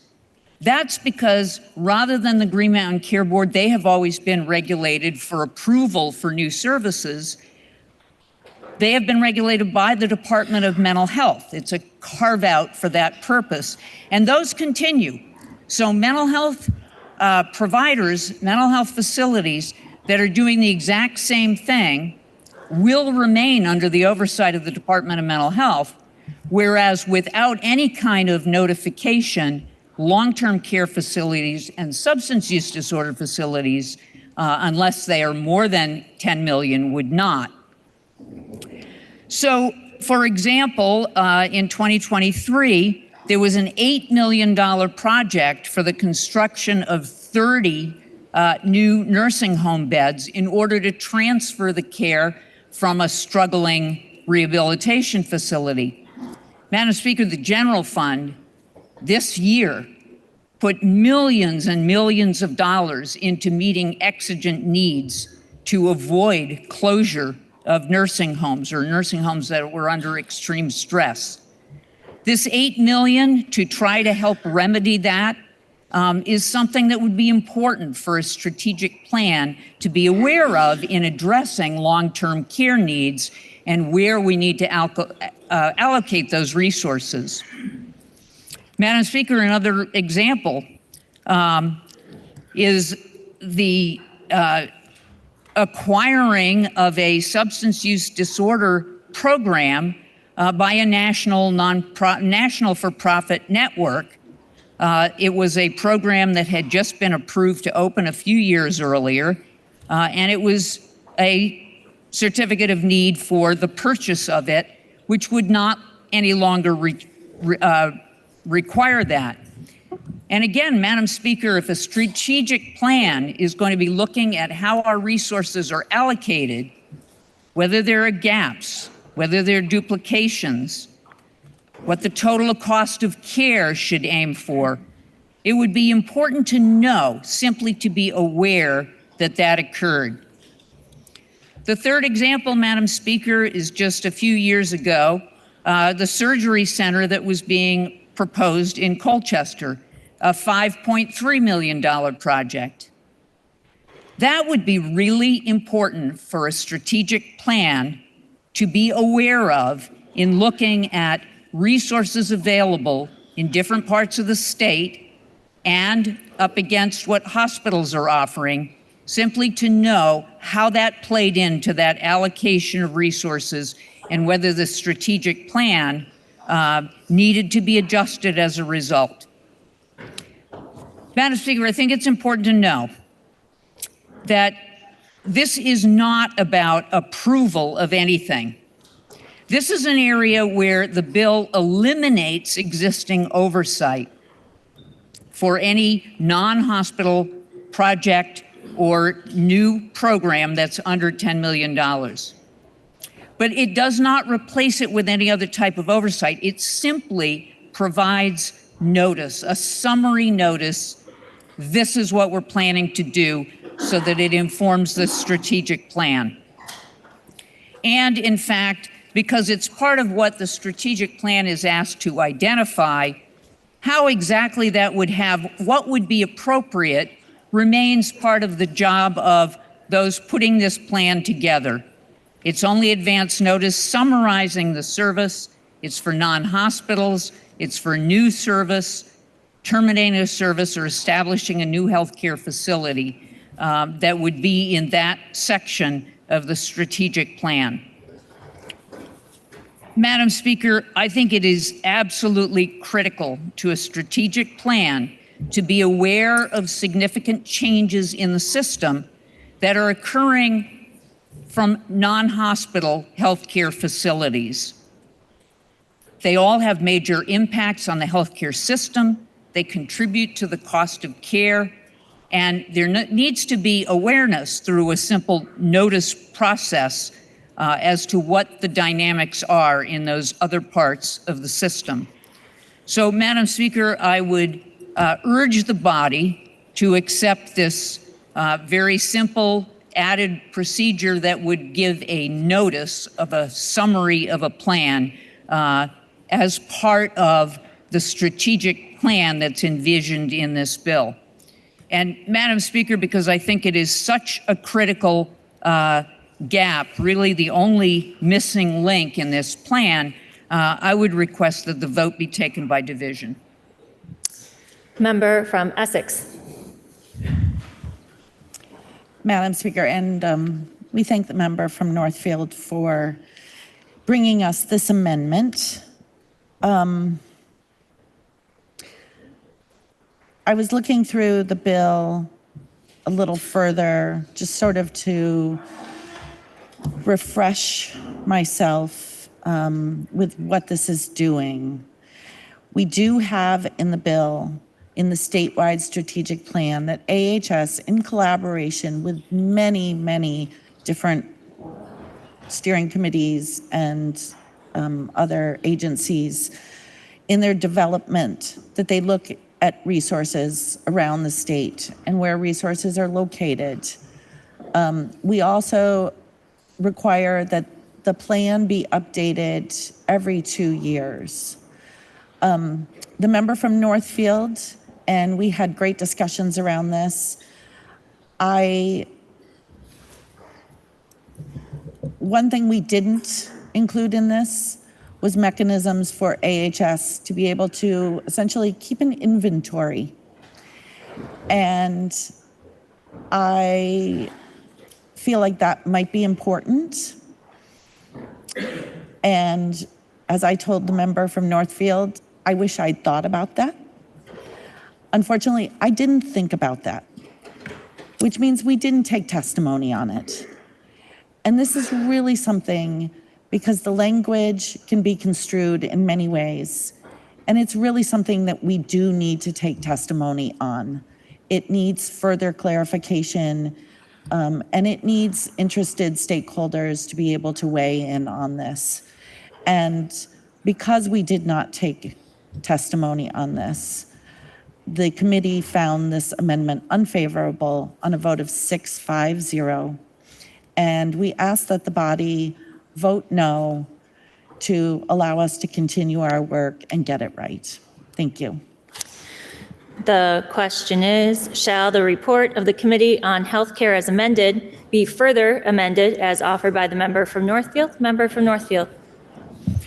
Madam Speaker, I do want to take note of the fact that the committee took very extensive testimony on several bills, actually, that were specific to whether this gap in any kind of oversight of services should have some kind of baseline oversight, some sort of less extensive oversight than larger projects.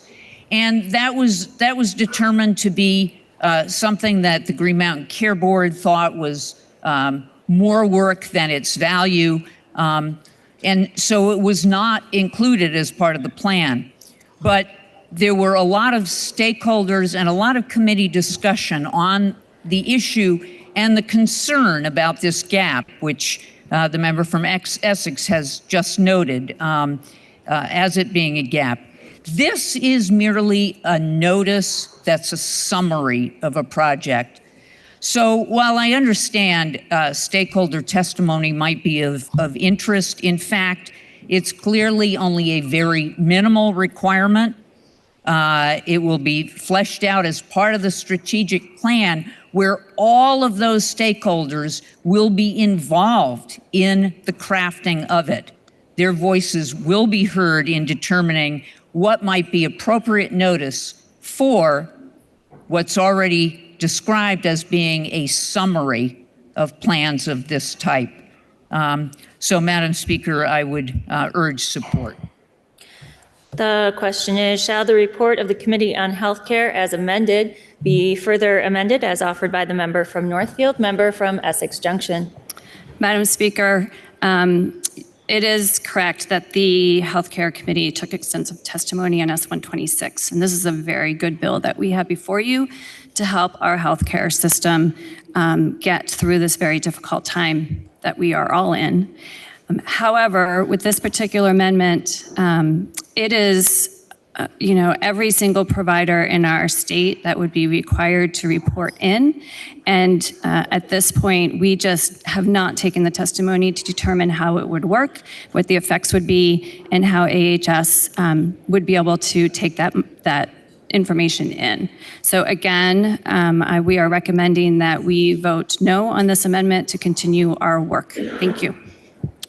The question is, shall the report of the Committee on Healthcare as amended be further amended as offered by the member from Northfield? Member from Northfield.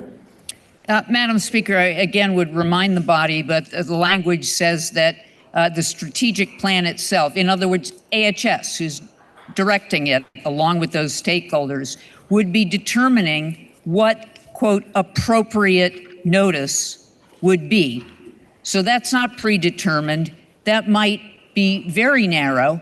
It would only come about through that stakeholder involvement, not through an assumption that every healthcare provider, and this is specific not to every provider, but to facilities. So it is not assumption that every single thing would be reported. That will be up to AHS with its stakeholders to define what would be appropriate or not. The question is, shall the report of the Committee on Healthcare as amended be further amended as offered by the member from Northfield? Are you ready for the question? Member from Essex. Thank you, Madam Speaker. I just want to remind everyone that voting yes for this amendment, the language says that any new healthcare service or terminate a healthcare service or establish a new healthcare facility. You have to remember how broad this language is and what it could possibly be affecting. I'm thinking of things like a plan to offer a new healthcare service. If you are a primary care physician who has practiced in your community and you decide that you're going to start providing orthopedic casting fracture management, which is something in your scope of practice, but you have chosen not to do before, you would then have to report that.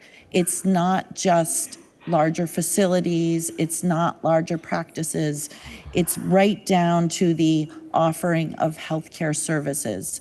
Likewise, if that same primary care provider did provide obstetrical care, which a lot of family practice providers do, and then they decided they're no longer offering obstetrical care, that would then have to be a reportable thing.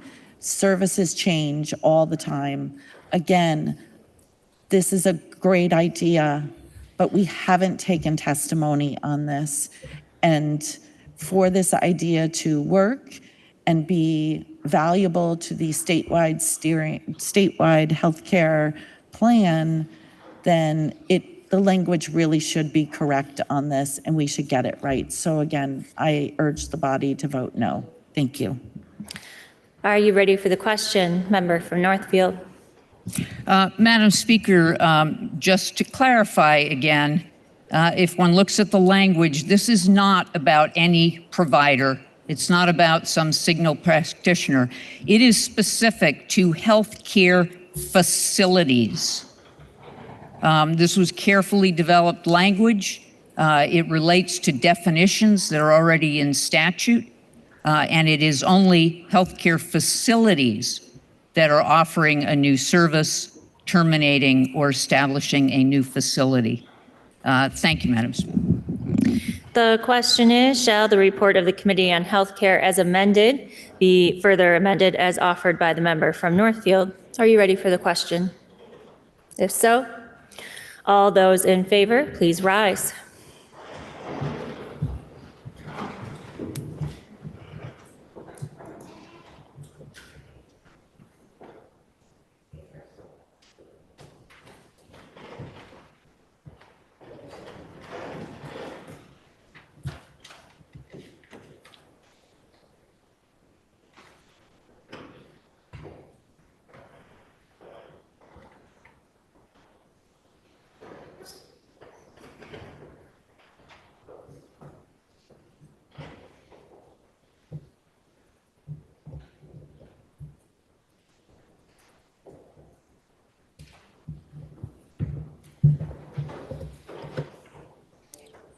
You may be seated. Now, all those opposed, please rise.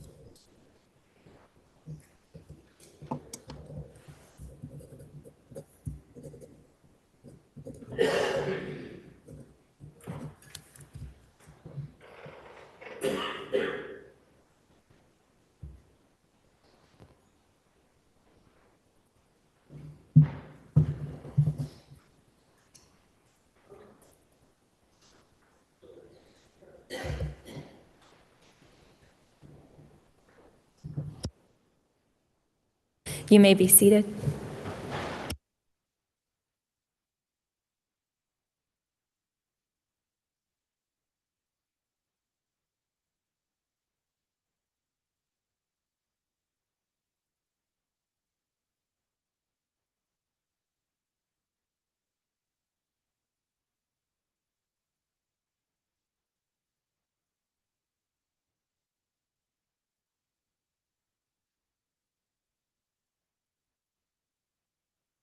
Members, please listen to the results of your vote. Those voting yes, 18. Those voting no, 115. The nays have it, and you have declined to further amend the report of the Committee on Healthcare.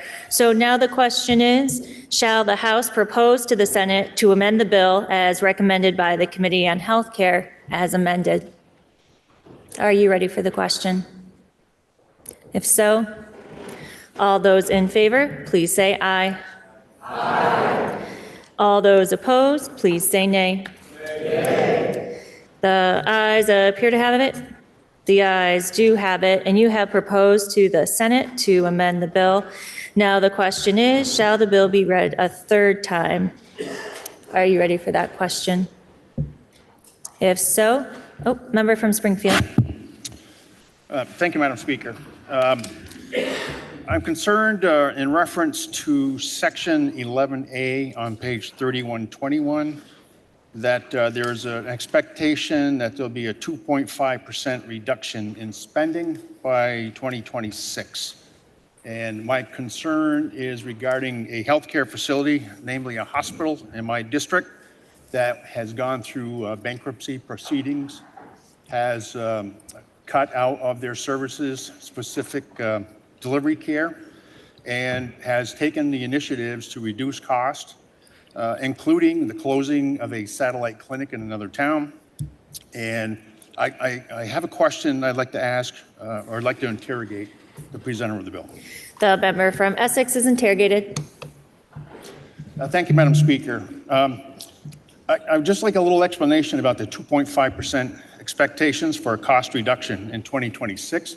Is that across the board as collective healthcare delivery, or is that for each individual facility?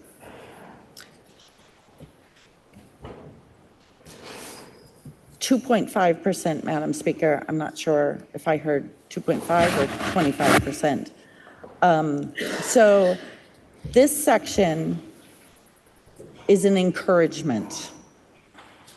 The Agency of Human Services shall facilitate collaboration and coordination among healthcare providers in order to encourage cooperation and developing rapid response to the urgent financial crisis that we're facing. This is AHS working in collaboration with the hospitals to reduce spending in their fiscal year budgets, hospital budgets of 2026, which are coming up beginning October 1st of 2025, to reduce by not less than 2.5%. There is no punitive. This is just simply encouraging everyone to work together in collaboration and oversight with AHS to reduce spending. And later in the bill, for hospitals that do collaborate together and come up with creative and innovative ways, then they can apply for grants through AHS that we have appropriated in this bill. Thank you, Madam Speaker. I believe that answers my question. And if I may comment, it's going to seem a little out of the ordinary for correlation, but I had retired from a manufacturing company that was providing tools to a aircraft engine manufacturer, and they had a requirement that we were expected to reduce tooling cost for that company by 3% annually for a number of years. And that was successful in bankrupting a lot of distributors. So I think the expectation, I appreciate the member's explanation, and I think I can understand what the intention of this bill is, or this clause. I'm just concerned that hospitals or healthcare facilities that have taken the initiative to reduce already are going to find it difficult to reduce more. Thank you. The question is, shall the bill be read a third time? Are you ready for the question? Member from Northfield. Yeah, Madam Speaker, I would like to follow up briefly on the questions that were just raised. Because of some interest in that language in section 11A, and I'm wondering if I may interrogate the member from Essex. The member from Essex is interrogated. Madam Speaker, my understanding is that this was about providers coming to the table and working collaboratively to try to address those cost increases. But in section B, it says the Agency of Human Services shall report on the proposed reductions that it has approved. And I'm wondering if the member could explain what that approval process is for those collaborative reductions. If hospitals are able to come together under the supervision of the Agency of Human Services, and they identify opportunities to do all the things in little a1, then it would be up to the Agency of Human Services to report, and it would be up to them to approve it, because the hospitals themselves cannot approve it. It has to be approved by AHS. So, Madam Speaker, budgets and new facilities and so forth are the authority of the Green Mountain Care Board for approval. This has to do with reducing budgets. So this creates a new authority for the Agency of Human Services to now be the ones to approve some aspects of budget changes? As 14 hospitals are independent hospitals, other than those that are within the network, hospitals cannot collude together to come up with ways in which to reduce overall hospital budgets because of antitrust laws. So therefore, they must be overseen by the state so that they don't run into antitrust violations. Yeah, Madam Speaker, I do understand that issue, and I think that's what Section A2 is addressing. It's specific to the fact the agency has to facilitate and supervise the participation as necessary for it to be afforded state action immunity under federal and state laws. So I think that may be the section the member was indicating. But I'm more interested in Part B, which says that the Agency of Human Services then approves them. And I'm wondering, what is the approval process that's envisioned for the Agency of Human Services? Because this says it has approved, but it's a completely new approval authority of the agency. So I'm wondering what the process is being established for its ability to approve these changes. Madam Speaker, Section 11A, 11B, 11C, and A, B, and C are an extension of Act 167 from 2022. We have tasked the Agency of Human Services with hospital sustainability. This is just an extension of the work that they're already doing to try to reduce spending in our hospitals and hospital sustainability. Madam Speaker, does Act 167 create an approval process for the Agency of Human Services to approve budget changes or resource allocation changes of hospitals, so that there's an actual approval process involved? Or is it just planning components? Madam Speaker, may I have a moment to consult with Legislative Counsel? The House will stand in recess for 5 minutes.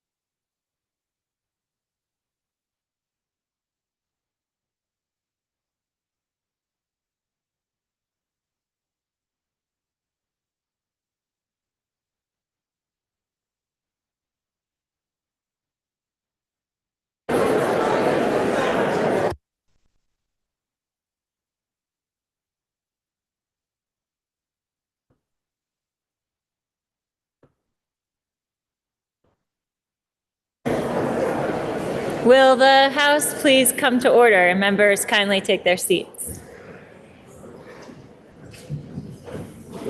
Will the House please come to order?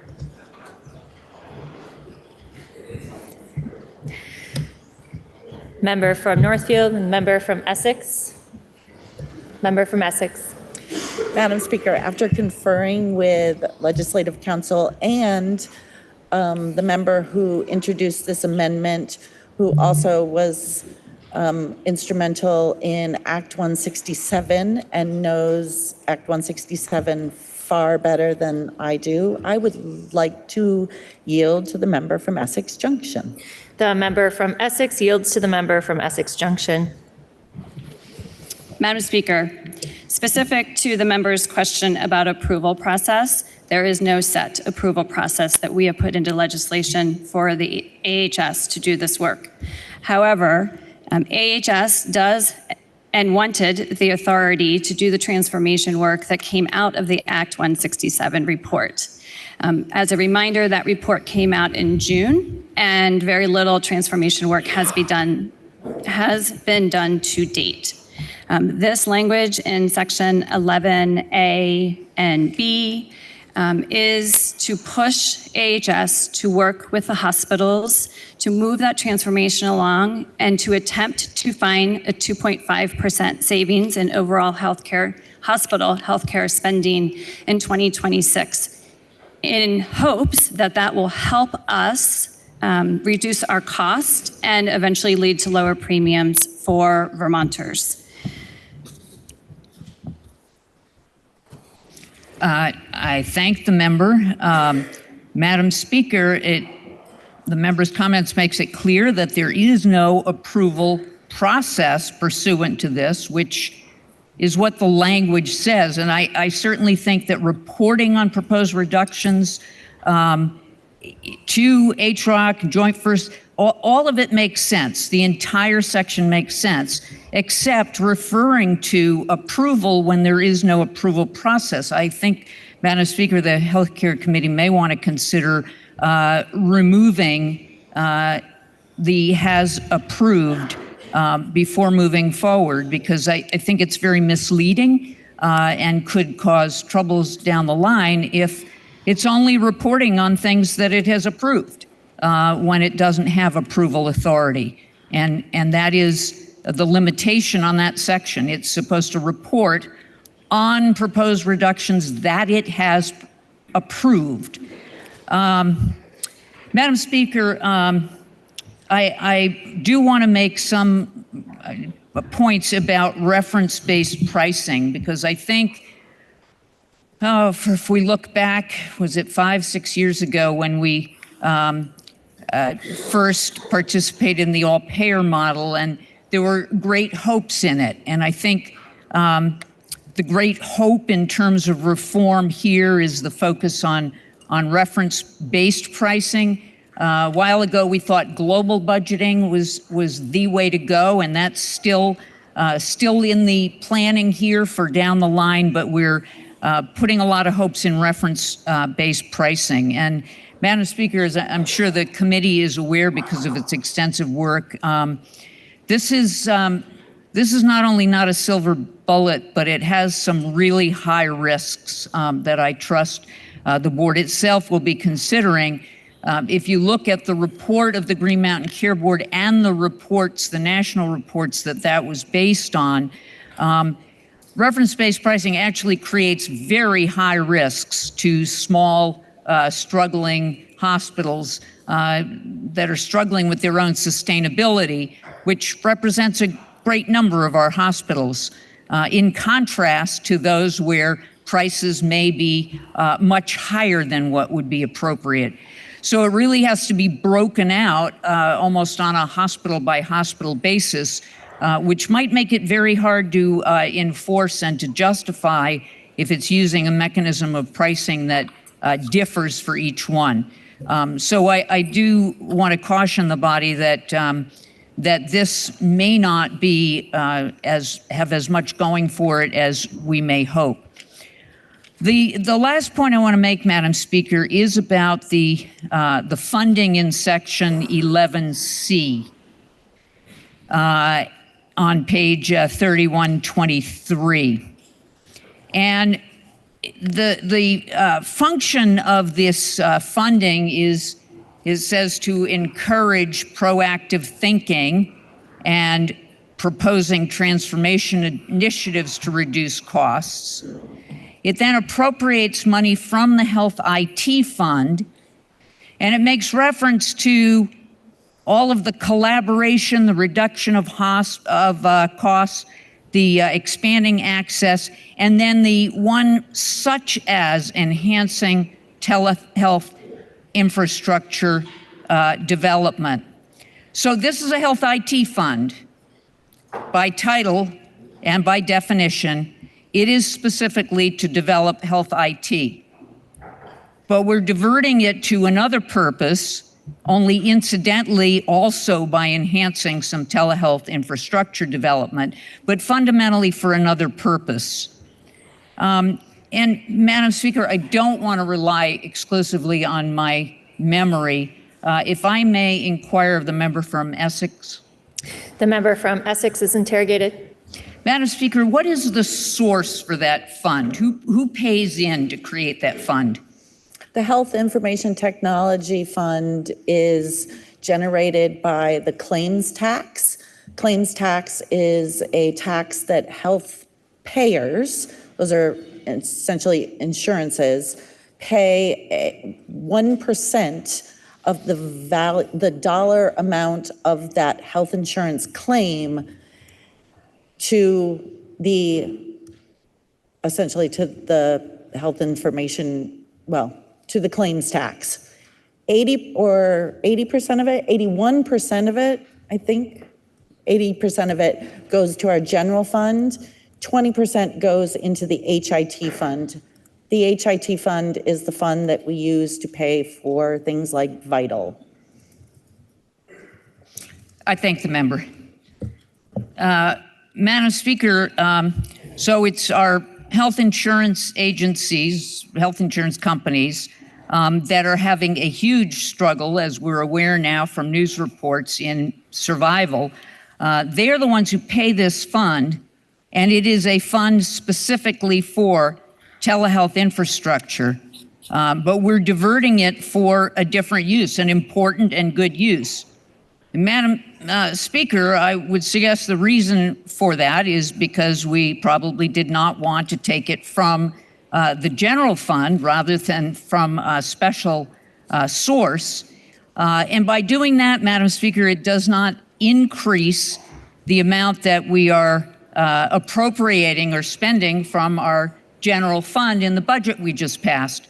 But Madam Speaker, I referenced at the time of the budget how pleased I was to see that we were not proceeding to not include money from budgets yet to pass that would be added on later, because there was this fenced off money to cover bills like S-126. And Madam Speaker, that's true for the 3.5 or 3 point, what it happened to be, that was fenced off from the general fund. But we're now at 5.4 million because that 2 million extra is not being taken from the general fund. It's being taken from the Fund for Health, telehealth infrastructure paid by insurers. It does, however, increase appropriations by that full amount. So our 9.1 billion overall budget, this may be a small percentage, but it was not transparent. It was not complete. If we add these 2 million here, that was not incorporated in the budget we already voted on. Madam Speaker, after saying all of that and pointing out some of the problem areas, I have to end up by saying I will support this bill, and the reason is pretty simple. We cannot do nothing. We are at a level of crisis. We can hope that some of these pieces will pull together and help address the crisis, but doing nothing right now is not an option. So I encourage the body to pass the bill. The question is, shall the bill be read a third time? Are you ready for the question? Member from St. Albans City. Madam Speaker, the concept of price fixing and consideration of inflation is not novel. It's been tried many times. It universally fails. Congress attempted to do this in the Economic Stabilization Act in 1970 when there was an inflationary environment. The derivative is you end up with market disruptions that result in problems that are much more profound than the one that you were trying to address. Accordingly, I cannot support this bill.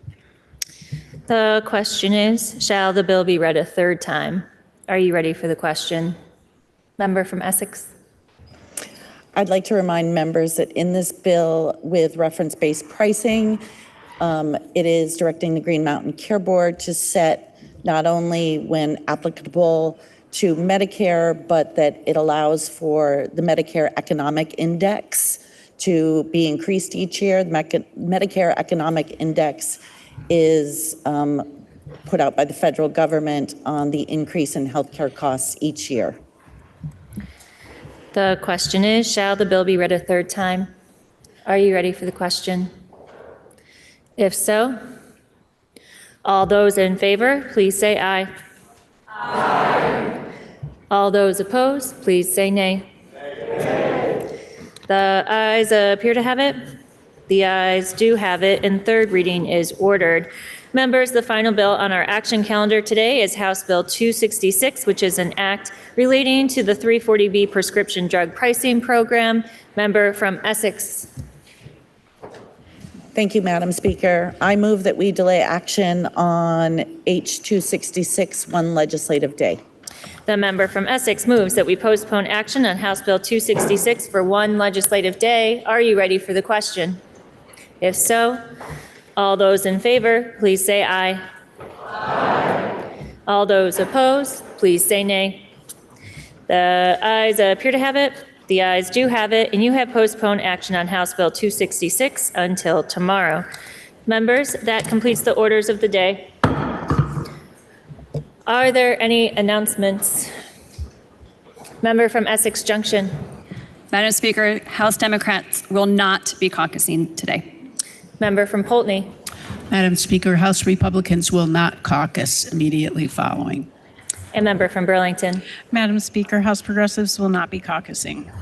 The chair has an announcement. Will the House please come to order?